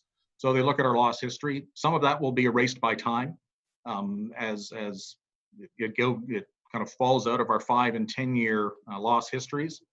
Part of it is better practices, and that work is ongoing with, for example, our fleet group to ensure that, and OC Transpo, to limit the opportunities where we have those kinds of incidents that give us an unfavorable loss history. Okay, thank you. It is concerning because we're looking at a doubling of our premium, over $5 million. Not like we have an option to shop around to different insurance providers. It is what it is, and we don't have much option to pay. We can't stop we can't not have insurance. So it's concerning. I think it's something we'll all be looking for updates from you on and advice from you as we go forward to get this get some more certainty and get this under control. Thank you. Great. Thank you, Councillor. Councillor Tierney, please. Great. Thank you. And thanks, Glenn, for actually holding this because I had a quick question. I have a community association in my area that gets private insurance through a company called Aon. They've been just recently told that they're literally doubling to over $1,000 a year for community association insurance. I also have another community association in the area that actually gets their insurance via the city for their community association. They are wondering as well, will there be increases through the city channels on community associations? Mr. Mayor, I couldn't speak to what the quantum of those would be, but I anticipate that you will see a flow through of those costs for those people that are kind of eligible to sign on to the city's insurance program. Okay, and I think that's critical. I think we need to know that because our phones will be ringing very quickly because my community association that is insured through the city, they're already paying $700 and that was previous to COVID. So I can only anticipate if it was a doubling in the private industry with Aon to $1,000 for Beacon Hill, what's going to happen in Pineview? How do we get that information back? Who would be the most appropriate person to speak to? I don't want sticker shock when they open a bill a year from now when they have to renew their insurance and haven't prepared for it as an association. Certainly my office can prepare that. Like we can get that background and provide that to you directly here. As a matter of fact, I think many members of council would probably really appreciate it because we do all have associations in our area, some more than others. And certainly we want to make sure that they still continue to thrive and provide those community events. So I appreciate that. Thanks, David. Great. Thank you, Councillor. So on the report as presented, received? Received. Carried. All right. Our next item that was held is COVID-19 Economic Recovery Update, mise à jour relative à la reprise économique pendant la pandémie de COVID-19. And Mr. Willis and Cindy Van Buskirk and Layla Gibbons have a presentation for us. This is our last item on the agenda. Thank you, Mr. Mayor. Melody, if we could start with slide 2. Just speak up, Steve. Can you bring your mic Sorry, closer? Mr. Mayor, we're having technology issues here, so I'll do my very best here. Because of the lateness, we will go through fairly quickly so we can spend more time with questions, Mr. Mayor. So Melody, on slide 2, please.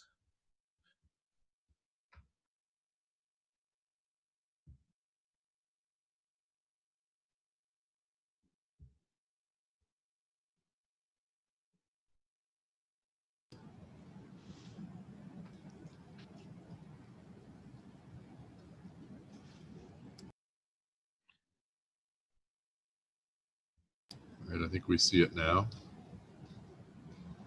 We'll just be blown up a little bit. There we go.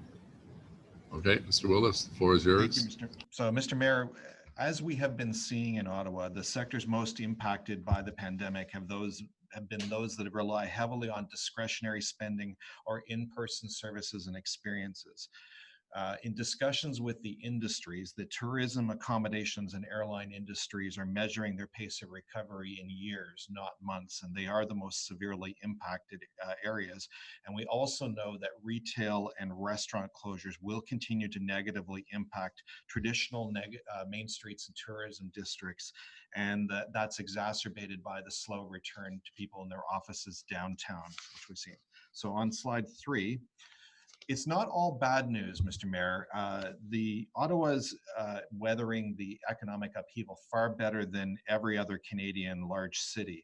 And, you know, our GDP decline is going to be the lowest of the 13 largest cities in Canada. And our unemployment rate is tracking well below the national average. We're below 10% when the national unemployment rate is at 12.3.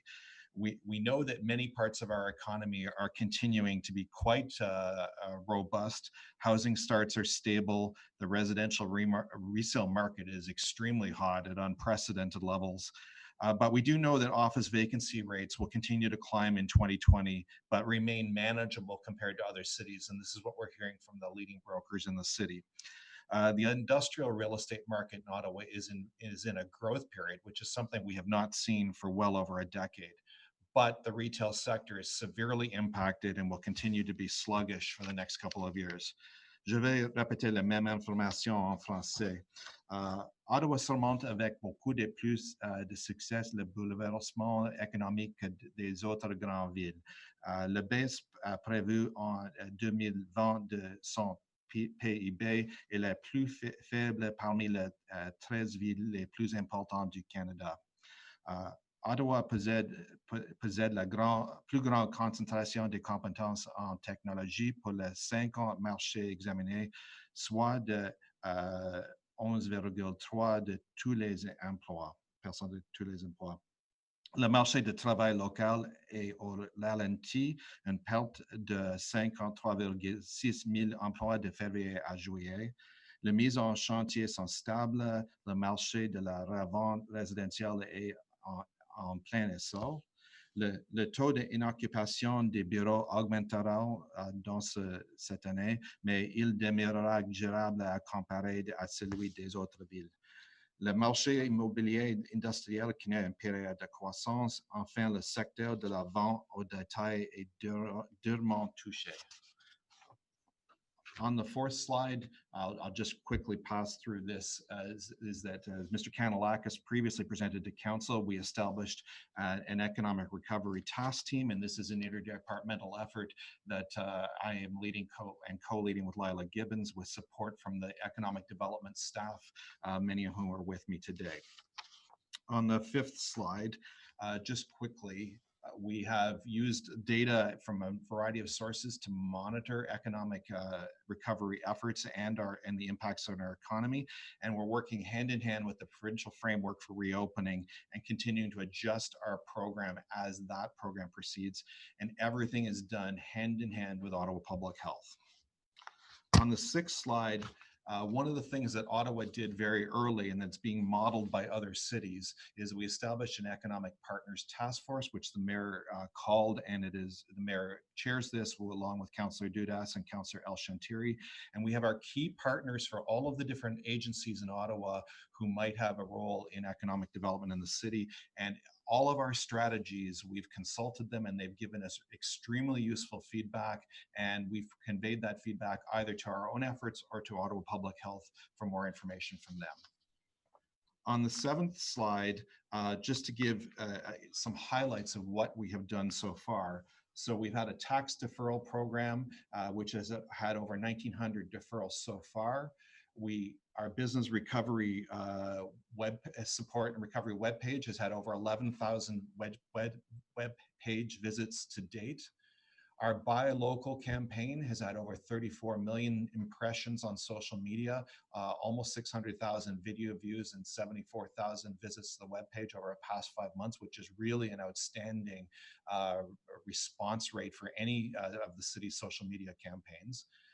The rural tourism campaign has over 1 million Facebook impressions, and there's other statistics there as well, which Ottawa Tourism reports is their second highest viewed Instagram TV video that they've ever produced so far. So there's clearly a lot of interest. And as we talked earlier about our efforts to focus on hyper-local economic activity, this is a key part of that strategy right now. Our business reopening toolkit has had over 14,000 web page visits and been downloaded over 12,000 times. This is the toolkit our economic development staff developed in close collaboration with Ottawa Public Health to give businesses the information they need on restart. That toolkit has been heavily borrowed around Ontario by industry associations and other municipalities. We were probably the first to have one out there, and we keep getting compliments on our work that we've done, and people and the business community has found it quite useful. And then as a result of the motion by Councillor Sudza, the Innovation Pilot Program Recovery Stream focused on how, this is a program we normally have every year, is focused on how we can support economic recovery. Outstanding response rate, 47 applications, and 5 pilots were selected. On to the next slide, please. In our right-of-way program, the patio and cafe seating permits, we've had a substantial increase in the number of right-of-way patio permits we issued this year, over 25%, 26%, which is, and a 42% increase in cafe seating permits. And we know for many restaurants, this has been crucial for their reopening. We passed the temporary zoning bylaw amendment to support patios on private property as well. And we did a streamlined process within building code services where there were patio tents and awnings. So we had a rapid approval process, and 7 different street closures around the city have facilitated patio expansions and social distancing at the same time. On the next slide, please.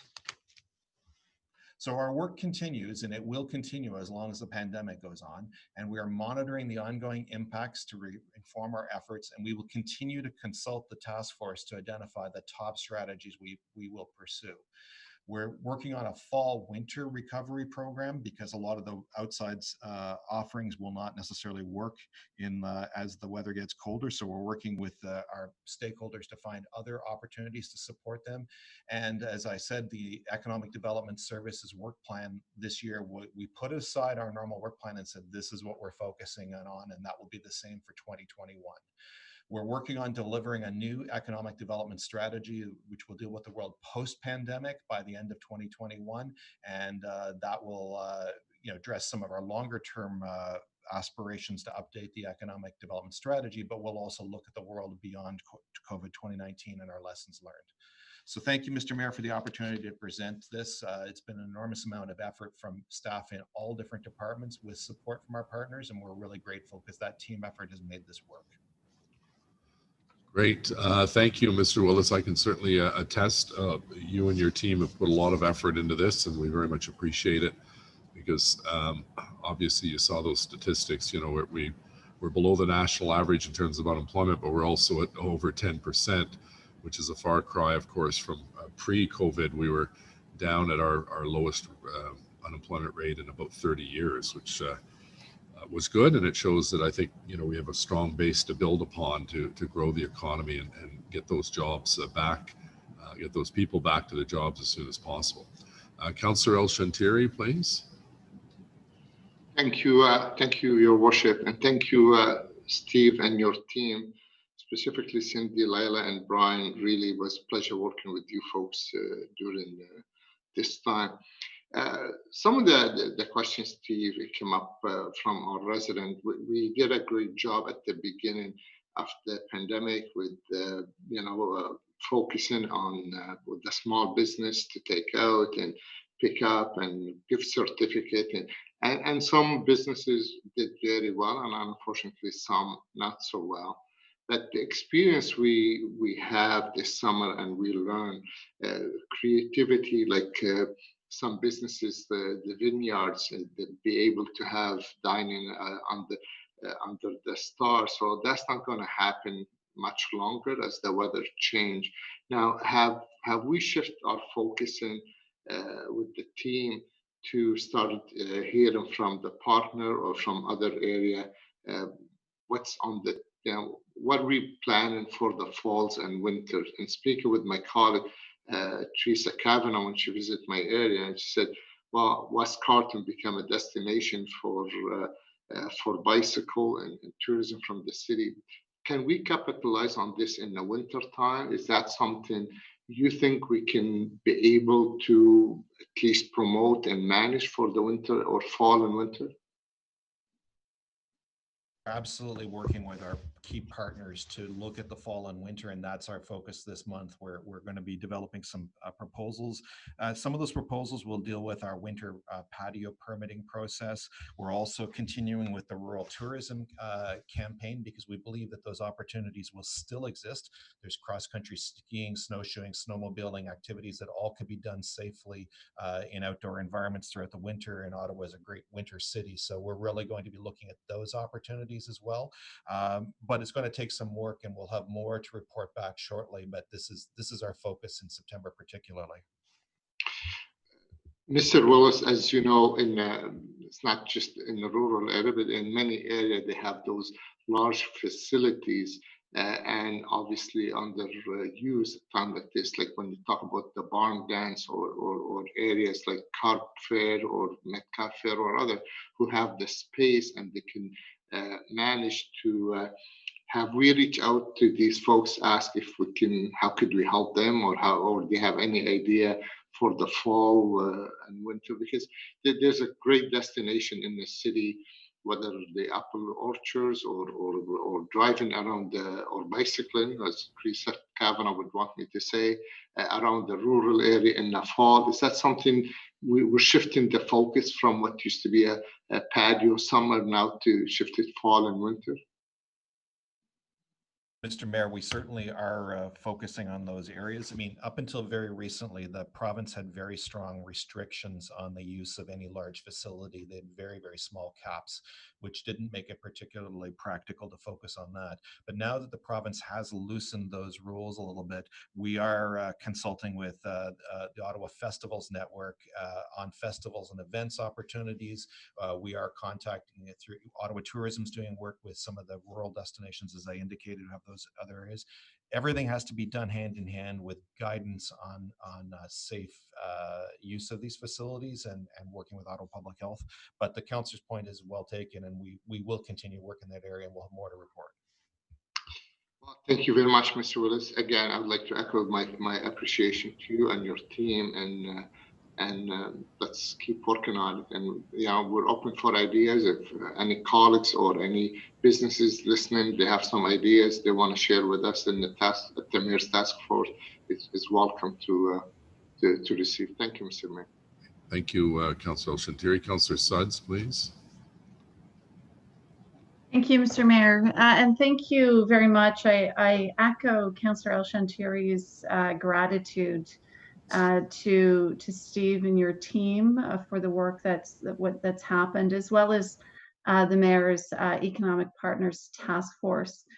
When I look through the report and when I read the extent of the initiatives and projects that have been taken on, not just within the city, but by our partners, it's really encouraging to see. I do have concerns. I won't lie that although we are faring better than the rest of the country, we still have a long way to go as far as our economic recovery is concerned. And things will get worse before they get better, unfortunately, from my opinion. A question, when I look at specifically the objectives of the economic recovery efforts as they've been outlined in the report, I can't help but wonder where connectivity falls. I don't see any reference to connectivity in the report itself. And I do read one of the objectives being preserving local jobs. And without a doubt, I think we have certainly issues in the rural areas with respect to connectivity and some underserved areas within the city as well, which makes it hard for people to work from home, which makes it hard for students to learn remotely, which makes it hard for businesses to also connect. So I do feel like that connectivity piece is incredibly important as a city. To direct some efforts, and I welcome any comments as to why we don't see it as part of this effort or these objectives, or if there's work happening elsewhere on that. So, Mr. Mayor, although it was not called out as a specific line item, I think in our mind, we always had that as part of developing future economic resiliency, because it is actually part of the core economic development strategy of the city already, to be advocating to the senior levels of government for more funding and support for connectivity, particularly in those areas that are underserviced. As well, we continue with Invest Ottawa to do work to support the L5 initiatives in the city and Digital Main Streets efforts to help businesses who are struggling to actually find those connectivity supports. But we absolutely agree with the councillor 100%. Ottawa needs a more enhanced connectivity, and that is actually always part of our economic development strategy. Okay, excellent. I'm glad to hear that, and I hope as we move forward, and I know you've referenced a new economic development strategy, that's at the forefront, because again, I think it's critical to the new reality that I think we'll be living in for quite some time. Another question for you with respect in the report, you know, it was great to read that, you know, Ottawa is poised well with respect to its tech talent and the resiliency of that industry. Through reading through the initiatives, I don't see anything in particular that is addressing how we best leverage and hopefully continue to grow that tech talent. It is one of our strengths as a city, and so the opportunity to make sure that it is well supported and continues to grow resonates. So any initiatives or efforts in that vein? So, Mr. Mayor, at last year's budget cycle, the city committed $300,000 additional funding to Invest Ottawa for them to work on the talent strategy on behalf of the city of Ottawa. And they are working with industry partners to deliver that. And Mr. Tremblay's team is doing an excellent job. We're reaching out, finding pipelines of talent for people to come into the city and work with industry partners to know that we're getting our opportunities out there to the rest of the world. It's very complicated right now when the borders are closed to a lot of talent mobility, but I know that the work that they're doing will be both useful in the short term and the long term. Okay, excellent. I'm glad to hear that work's still continuing. I'm sure it's taking on a new importance in our current reality. A question with respect to the city or our partners, through our partners, focus on working with small business specifically to ensure they have an online presence. I think we can all attest to the fact that online shopping has become a growing phenomenon and a need, frankly, for many. And the bricks and mortar presence, unfortunately, is taking a hit. So two veins there. How are we supporting the growth of online presence? But secondly, is there a strategy or thought process that your team, Steve, would be going through around a strategy with vacancies in the city? So, Mr. Mayor, on the first point related to small business presence on the internet, and hope you can hear me clearly still. Invest Ottawa was very successful in getting a grant through FedDev Ontario, which is both federal and provincial joint funding, for a program called Digital Main Streets, which is all about assisting businesses getting online if they've not previously been online. And Invest Ottawa is getting the leading experts in the city to work with them to help. And we've also seen private initiatives. The Board of Trade, for example, has facilitated a lot of sessions on helping businesses get online if they previously weren't there. Luckily, we have a hotbed of people in this city who know how to help each other, and we're seeing a lot of inter-business collaboration going on regardless of the efforts we do. So we're certainly focused on that, and Invest Ottawa is the main agent for us on that. As for overall vacancies, we are monitoring the situation at this stage. We have to see kind of what the impact is, and you know, some of that has to do with the degree to which the federal governments provide rent supports and the like, and how quickly certain businesses bounce back. I think this needs a much more coordinated strategy and time, and we're leaving that for the economic development strategy later in the year when we have a better handle on what areas need more effort than others. We don't have a lot of tools in the toolbox. The Municipal Act does tie our hands a lot, but I think that we're very concerned about that issue. Okay. Thank you. I think we'll be following along closely on that one, unfortunately. Lastly, you've referenced that a new economic development strategy will be developed, and I think I heard and I read Q4 2021. I respect that it's a very fluid environment right now, and we are, I think, doing a great job of reacting and being as proactive as we can. I just question why Q4 2021 for the new strategy. So Mr. Mayor, this project was originally supposed to be started in 2020 and then completed in early 2021. But as I indicated earlier, when the pandemic hit in March, we made the decision as a department to put pens down on all other projects and focus on recovery efforts.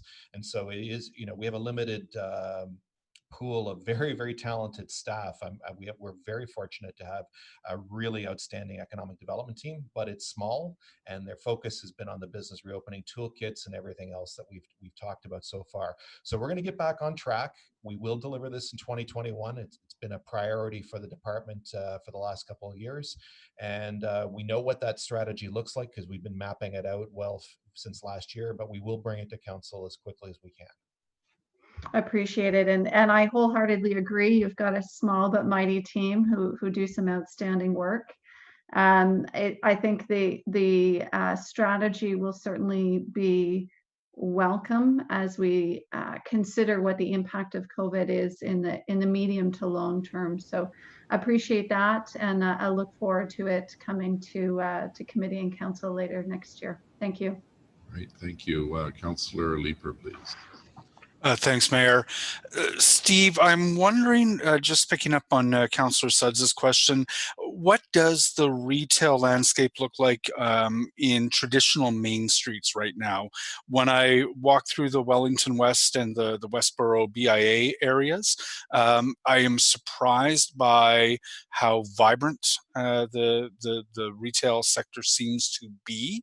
I have not seen the kinds of vacancies that obviously we were all extremely nervous about at the outset of the pandemic. I think the provincial and federal measures have helped out a lot. But do you have any insight at all as to how the retail sector on our traditional main streets is faring? So, Mr. Mayor, we were going through a major transition in retail before the pandemic hit, and that's sort of an underlying factor we have to remember.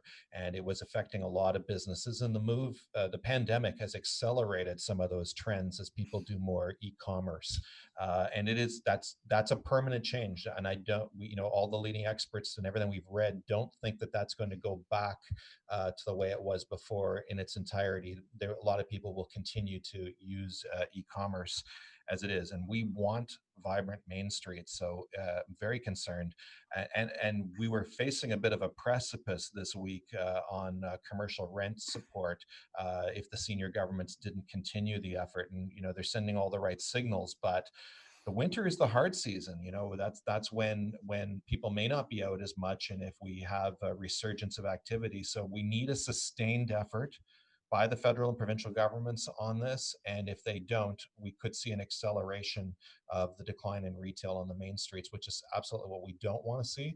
So we're watching it very carefully. I know the Board of Trade has been very active in advocacy on continuing the rent support program, and we're certainly there to be their partner on and seeking that same support. And is that something that we are telling our federal and provincial governments? Mr. Mayor, I mean, it's certainly a something that we've provided support to the others who do it. If it's council's will, I'm sure we can assist the mayor to communicate directly with the senior governments on that matter. Okay, and certainly it's something I would encourage councillors, and I know councillors have been talking to MPs, talking to MPPs about how they can help, and I hope we all continue to do so. But with respect to actual numbers of rental vacancies or retail vacancies, do you have a handle on how many stores so far may not be reopening? Mr. Mayor, we don't have accurate data. The data I have is just what I see on certain streets, and I think in Councillor Leeper's ward, the BIA has been very, very active in supporting the businesses, and we've seen some really good opportunities. I've walked streets with councillors like Councillors Luloff, Councillor Gower, for example, and seen different things in different areas. It's a very uneven effect, and we don't have reliable data yet, but we should see by year end a bit more information that we might be able to rely on. Okay, I've had it asserted to me, I think one stakeholder who suggested that we need to relook at our traditional Main Street zoning, which precludes some things like, for example, real estate offices, because they tend to fill their front window up with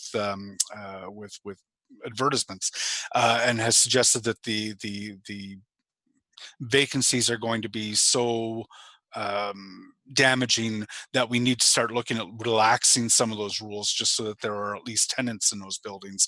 And I'm not sure that we're at the point where we can say that that's actually going to be something we're required to do. Just really quickly, Mr. Mayor, I've actually asked the zoning team, they're preparing the work plan for planning committee to consider for the rewrite of the zoning bylaw, and I've asked them to put that issue on the list to study as part of that project. I mean, it's premature probably to make a determination on that, but it's an interesting discussion. The unemployment figures that you presented, do you have any breakdown of, what are the largest components in Ottawa of that unemployment number? Mr. Mayor, we will we'll go to Statistics Canada data and see if we can get that information, and I will provide a memo to council with that breakdown if we can find it in time for council. Yeah, I'd be curious to know if that's retail workers or what other categories make up that number. Mayor, that's all. Thank you very much. We've got 3 more speakers plus 1 more item on the agenda. Councillor Kavanaugh. Thank you very much, Mr. Mayor, and thank you for the presentation. We are fortunate here in Ottawa that we don't get hit as hard. We've got a much more stable economy with the federal government, and so that helps out a lot. And I want to thank my my colleague, Councillor El-Shantiri, for inviting me out to his ward. And yes, cyclists add to the economy out there, and I'd love to encourage more of them out there. It's always great to visit CARP. In terms of the economic recovery, one of the concerns I have is youth. That there's even before the pandemic, we had issues in terms of them finding jobs, especially those in less fortunate situations. And I wonder if there's anything in here that can still draw them in. Given that we're battling against the effects of a pandemic, but I just don't want to forget that group of who have a harder time getting jobs. I'm talking about career jobs. I'm not talking about working at retail stores exactly, but in terms of participating in our economy. Mr. Mayor, the councillor has a very good point. It's certainly something we're tracking in youth unemployment, and when we look at that data, we'll see if we can get some data on youth unemployment. We know that across the country, those numbers are climbing very, very rapidly, and there are a number of things that drive that. Some of it has to do with the precarious work. Some of it has to do with the fact that entry-level workers usually are the first to be unemployed in a downturn. We're also seeing a number of people unable to, not choosing to go to post-secondary education, for example, because of the limitations, and also entering the workforce. So it's a national problem, and where our strategies can assist, we'll certainly look for that. At this stage, it's a much more broader sectoral support we're trying to do, but I think we do have to keep our eyes on this, and the councillor's correct about that. Thank you very much. And I just wanted to know if there's been a gender lens put on this plan. I did notice the mention of the She Boot program, and that's great, but just in overall, is that being taken into consideration, since that's a major part of the economy? Mr. Mayor, it's always a top of mind that we're looking at the unequal impacts of the economic downturn, and we know that that's very much an issue. And when we're working with our partners such as the Board of Trade and RGA, for example, they're delivering programs specifically focused at women entrepreneurs. Invest Ottawa has had an outstanding program this year on that, so we're keeping up those efforts even in the downturn, because we think entrepreneurship is a good growth opportunity for those areas. So it's important to continue to support that. Thank you very much. I have a question for you it's really a national question, but the real estate market is crazy hot right now. And I want to know what effects that has on our economy, because it just raises prices of houses, which pushes a lot of people out of the buying market that might have joined into home ownership. And I'm a little worried about it because I don't see it as an up. I see it as a problem, kind of like what Vancouver went through. And so I just wanted to get your analysis of that. So, Mr. Mayor, it's interesting. We have an unprecedented situation in the local real estate market. The anecdotal stories, including people sitting around me right now who've been in the real estate market, I don't think we've ever seen this in Ottawa before at all. It's brand new for us, and it's not just Ottawa, and it's not just Ontario. We're hearing evidence from the United States that some of the same things are going on. So this is a social phenomenon that I'm not sure we understand what's driving it yet. I don't know if it's because people have more disposable income who have jobs, or whether it's people change interest rates being extremely low. We don't know what's driving it yet. So it's very much a concern. And during our scenario-based planning work for the official plan, we did identify the risk of an extremely hot housing market as being a real risk to Ottawa, because we've always marketed ourselves as being more affordable than everywhere else. So it is a concern, and we will have a knock-on effects, and we are concerned about how it might affect our housing, the diversity of our housing market and the availability of affordable housing for a wide range of people. So I don't have an answer to that yet, because it's such a new phenomenon for us, but we'll continue to work with our partners in CSSD to monitor the situation, and we'll report to council as we have more data. Okay, thank you very much. Thank you. Councillor Garouz, please. Thank you, Mr. Mayor, and thank you very much, Steve, for the presentation with you and your team. I'm going to echo what Councillor Saad and Eli said concerning the encouragement and the way that you guys came up to the market and to the community to help our economy and making sure our small businesses and everything has been able to make some money or recover some of the profit. I have a few things for you. One of them is throughout your strategy for the long term in the Q4 2021, when you're going to are you going to look about some of those zoning bylaw or some of those permission that we gave some of the people that not necessary only in the city of Ottawa and downtown, urban or suburban, on how they're going to be able to manage their business for the future instead of only temporary allowing them to do the patio? Is that something you are planning, or you want to look into it after COVID? So, Mr. Mayor, there are really two answers to that. In the short term, we're looking at whether or not, depending how long the pandemic goes, whether or not we replicate the program into next year. We're looking at a winter version right now, and we'll report to you very shortly on that. We'll look at a continuation of the current program into next year and tweaking it to see if we could improve it based on the lessons learned. And, to be frank, I think we've seen lots of really great street activity, and there will be some aspects of this we'd like to bring proposals to council to make permanent. Mr. Kirk Curry's team will be looking at that and bringing that part of their recommendations as we come forward. But too early to give you a definitive answer on this yet. But other than that, we're looking at winter now, and we'll be back with recommendations very shortly on that. I know, and I'm happy to see that you're going to look at also for the future how we will be able to, if we see some area where it makes sense to have those patio or those street activity, to keep them, and we'll be very open-minded to look at that. I have one more question concerning the process. I know that you're looking into the winter and the fall, and I understand that you guys, your team is in the midst of looking at it now. If we have suggestion, or we have few businesses we need to look at, because now people want to invest in 3-season patio and they want to spend money. We want to make sure that they could use this investment or their patios in the future. Who will be able to discuss or one-on-one, or because some scenario, it's not always the cookie cutter doesn't fix everything. So we want to make sure that there is anybody in your team or we can talk to them about that process.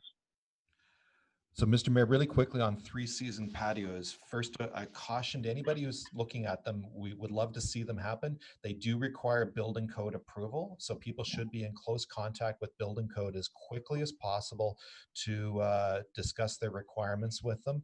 And secondly, our staff in economic development are on point. They can certainly contact any of our economic development staff, and they will assist them get the answers they need. We're here to help. No, and that's basically why I'm bringing this point to right now, because it's important. Building code will tell you something, and of course your team will. We need to make sure we have partnership and synchronizing those two processes together, so we'll be able to making sure give the right advice to the establishment or to the restaurant. Mr. Mayor, I can assure you we're doing that. That's part of the 5-day review time for building code to get expedited approvals, and we're working hand in hand. Thank you very much, Stephen. Thank you, Mr. Mayor. Thank you, Councillor Derouz. Councillor Dudas, please. Thank you, Mr. Mayor. There's been so many phenomenal questions that have been asked so far, and a lot of kudos related to your team and to the business community and the collaboration that has led us to this point where we're managing to fare well with this situation that we've been faced with. I did have a question in regards to the high economic impact projects that city staff are going to be looking at. That's projects that would bring large development to the city, creating jobs and economic growth. I'm curious as to if you've had any luck with that. It seems like that's a very ambitious task in the last 6 months, being the economy as it is and the business communities as it has been. I'm wondering, I understand that staff are looking at developing this program. Has it launched? What does that look like? When you're identifying locations, is it going to be spread across the city? I know in the East End in particular, I can speak to the fact that we do have a lack of jobs and economic growth, and we're trying to rectify that with your aid. So I'm just curious if you can give a very brief overview of where that's at, what we can expect that to look like.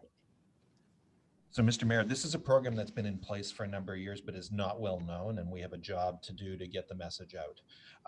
The High Economic Impact Program is a program that if an employer is coming in for creating more than 100 jobs, regardless of where it is in the city, rather than go through the normal planning support process with a planner from Development Review Services running the file, we actually assign a staff person from Economic Development to run the file for them and work to expedite it. And all of the commenting periods are shortened, and we have a fast track issues resolution process for it. And examples of the projects that have already gone through that are the 2 Amazon facilities, the one in the east end of Boundary Road and the new one being constructed in Barrhaven, and also the soundstage project that's going to be constructed on Woodruff Avenue is also a part of that program.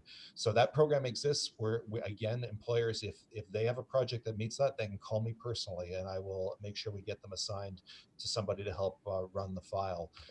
We're going to be broadening the criteria in the next little while to include a new stream called high social impact as well, which may have different criteria than the 100 jobs. It may be one of those extremely critical affordable housing projects or those other or something of that ilk.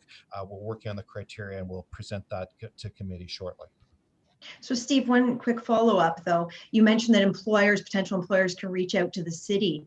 Are we reaching out to potential employers? I mean, this is a very difficult global economy right now, but being that the city is so well positioned in terms of faring so well coming out of this pandemic, does that put us in a better position than say other jurisdictions in terms of achieving those objectives?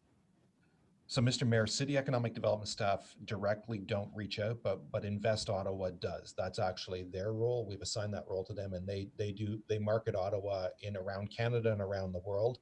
And they're still in contact with companies from outside of Canada who are interested in investing in Ottawa as the opportunities, as things become a little clearer. We also started a new initiative this year where we re-engaged working with the province in their economic development marketing. Up until last year, the province was only concerned with certain very, very narrow group of industries that they would market, and Ottawa was not a target for the industries they were chasing. Now that they are actually broadening what they're chasing, we're working much more collaboratively with them, and I think we've made massive inroads with them in the last year. Anything else, Councillor? No, thank you. Okay, thank you. So on the report received. Received. Next, notice of motion for consideration of subsequent meetings. Inquiries. Any written inquiries? Other business, Councillor Dudas has a motion that requires suspension of the rules with respect to a governance BIA working group that was requested by the Ottawa Coalition of Business Improvement Areas. So on suspension. Carried. Yeah. Carried. Councillor Dudas, if you'd like to introduce the motion, please. Wonderful. Thank you, Mr. Mayor. Whereas a letter was received from the Ottawa Coalition of Business Improvement Areas, ACOBIA, on August 27th, 2020, and whereas ACOBIA is requesting that City Council create a working group to review governance matters related to the relationship between business improvement areas and the city, and enact any changes that would enhance the partnership between the city and ACOBIA in the context of the forthcoming midterm governance review.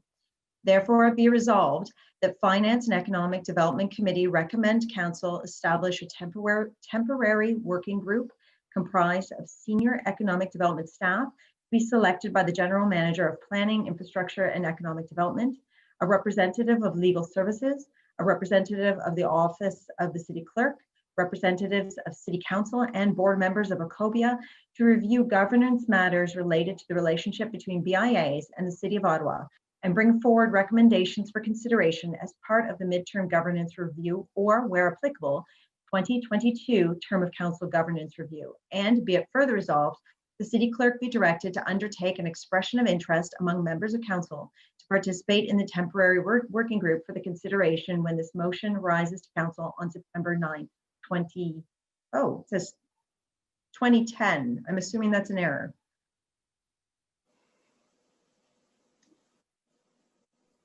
Yes, it is. We will make that change to 2020. For 2020 then. Okay, Councillor, would like to speak to it, or is it self-explanatory? Councillor Dudas. Certainly, Mr. Mayor. You know, our relationship, as I had said before, our collaboration with our business community, in particular our BIAs, is incredibly strong, but this letter that we had received from ACOBIA will continue to further strengthen that, give us the ability to provide overview of governance and really strengthen that relationship and that partnership between the city as well as our business community. So I certainly would encourage members to support this, and you know, I think it's a wonderful initiative. Great, thank you. Councillor Hubley, please. Thank you, Mr. Mayor. I wonder if it would be a friendly amendment to include the Ottawa Board of Trade, because not all wards have BIAs. And in fact, the Ottawa Board of Trade has done a lot of work to merge with other Chamber of Commerces and Boards of Trades across the city. And I think they've got membership in the range of 700 or 800 members. So I think it's very important that if what we're trying to do by way of this motion is improve our relationship with businesses within the city, then it's not going to work unless we have the Board of Trade involved in it.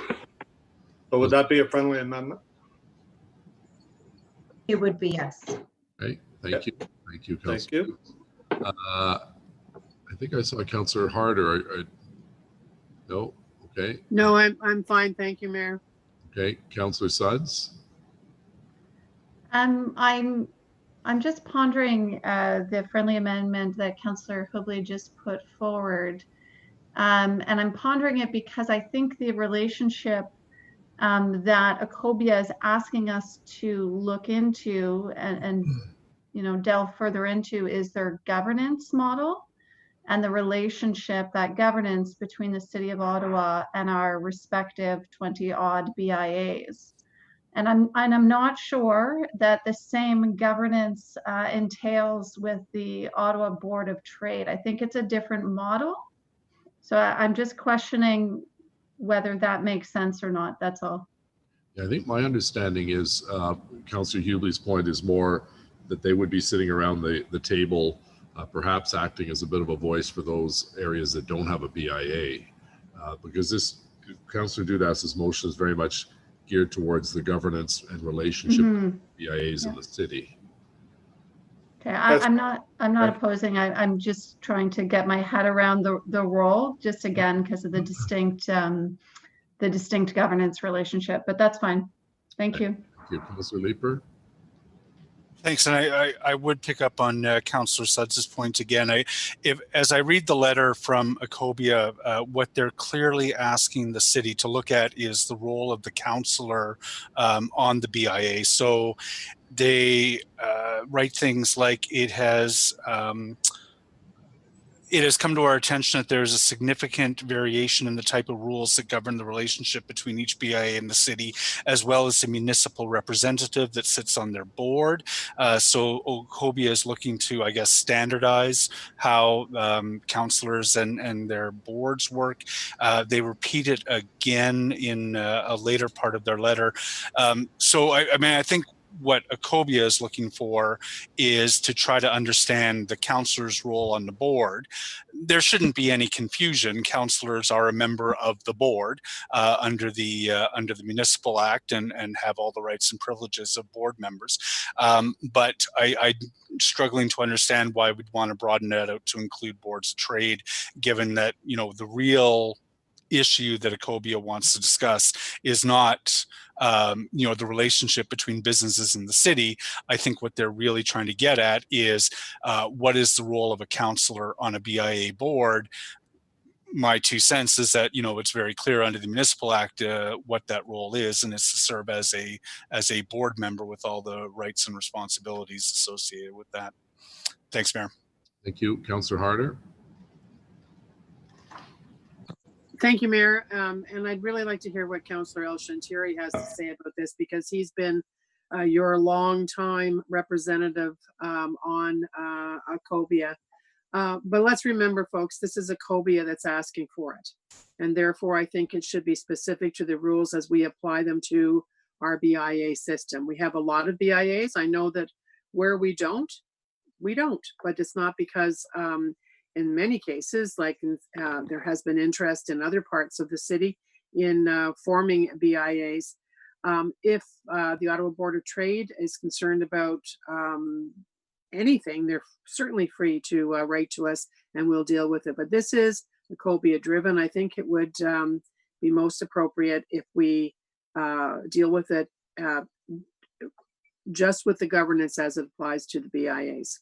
So I agree with Councillor Suds, and certainly as I said, I'd like to hear what Councillor El-Shantiri says. I think it would complicate something that doesn't need to be complicated, but it does need to be clarified, because there shouldn't be an assumption that all councillors play the same roles.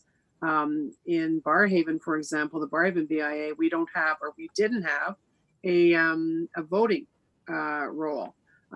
We were members of the board, but we didn't, you know, impact the vote, which I fully agree with. But that's not the case in all of our BIAs. So I think that if Councillor Hubley wants to move it as a separate motion, that's fine. But I don't think we should tie it in with the Ecobia ask. Thank you. Colleagues, I have a time commitment. Unfortunately, another event I was supposed to be at 20 minutes ago. So we have 4 more speakers on a relatively innocuous motion. Yes. Councillor Dudas has accepted Councillor Hubley's motion as friendly. So, well, sorry, Mr. Mayor, yes. Could I just jump in? Could we? Is it possible to simply word it in that we will reach out to the board to see if they wish to be consulted on this matter, and then have it in that side? Because I fully agree with this conversation. The BIA governance in respect to the city and its involvement differs from OBOT. But I know that in conversations with OBOT, having a strengthened relationship with our business community on a broad scale is always beneficial. So rather than open up this can of worms that we're all delving into, wouldn't it be beneficial to see if there'd be opportunities through the midterm governance review to engage OBOT in this respect? Would that... Councillor Hubley, is that okay? It still addresses your issue of reaching out to the Board of Trade, but more for their advice as opposed to their involvement in a BIA issue.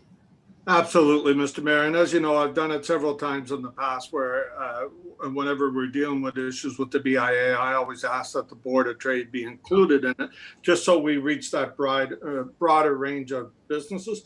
But if this motion is very specific that it's only going to deal with the councillor's representation on the BIA, then I understand the need to not include them in that. And so I accept the change that Councillor Dudas is suggesting, as long as this motion is solely limited to that role. Yeah, I think that was the intent of the VIAs when they wrote to us. So, Councillor El-Shantiri, please. Councillor Harder, were you you're finished? Yes, I am. Sorry. Thank you, Councillor El-Shantiri, please. Just quickly, Mr. Mayor, I know I'm glad we're back to the original motion, because the original motion came from Ottawa Council of BIAs, and we need to address that concern. And I totally agree with my colleague. We need to focus on this one and move forward. And the Board of Trade is always our partner. We work together, but that's not the question here or the issue at all. Okay. So I would encourage you to support the motion the way it is, because that's how it came to us from the GOVIA, and we need to establish that the consistency among all BIAs and their representatives. Okay, so on the motion, carried. Carried. Thank you. Motion to adjourn, carried, and our next meeting will be Tuesday, October 6th. La prochaine réunion sera le 6 octobre 2020. Meeting adjourned. Thank you very much. Merci beaucoup.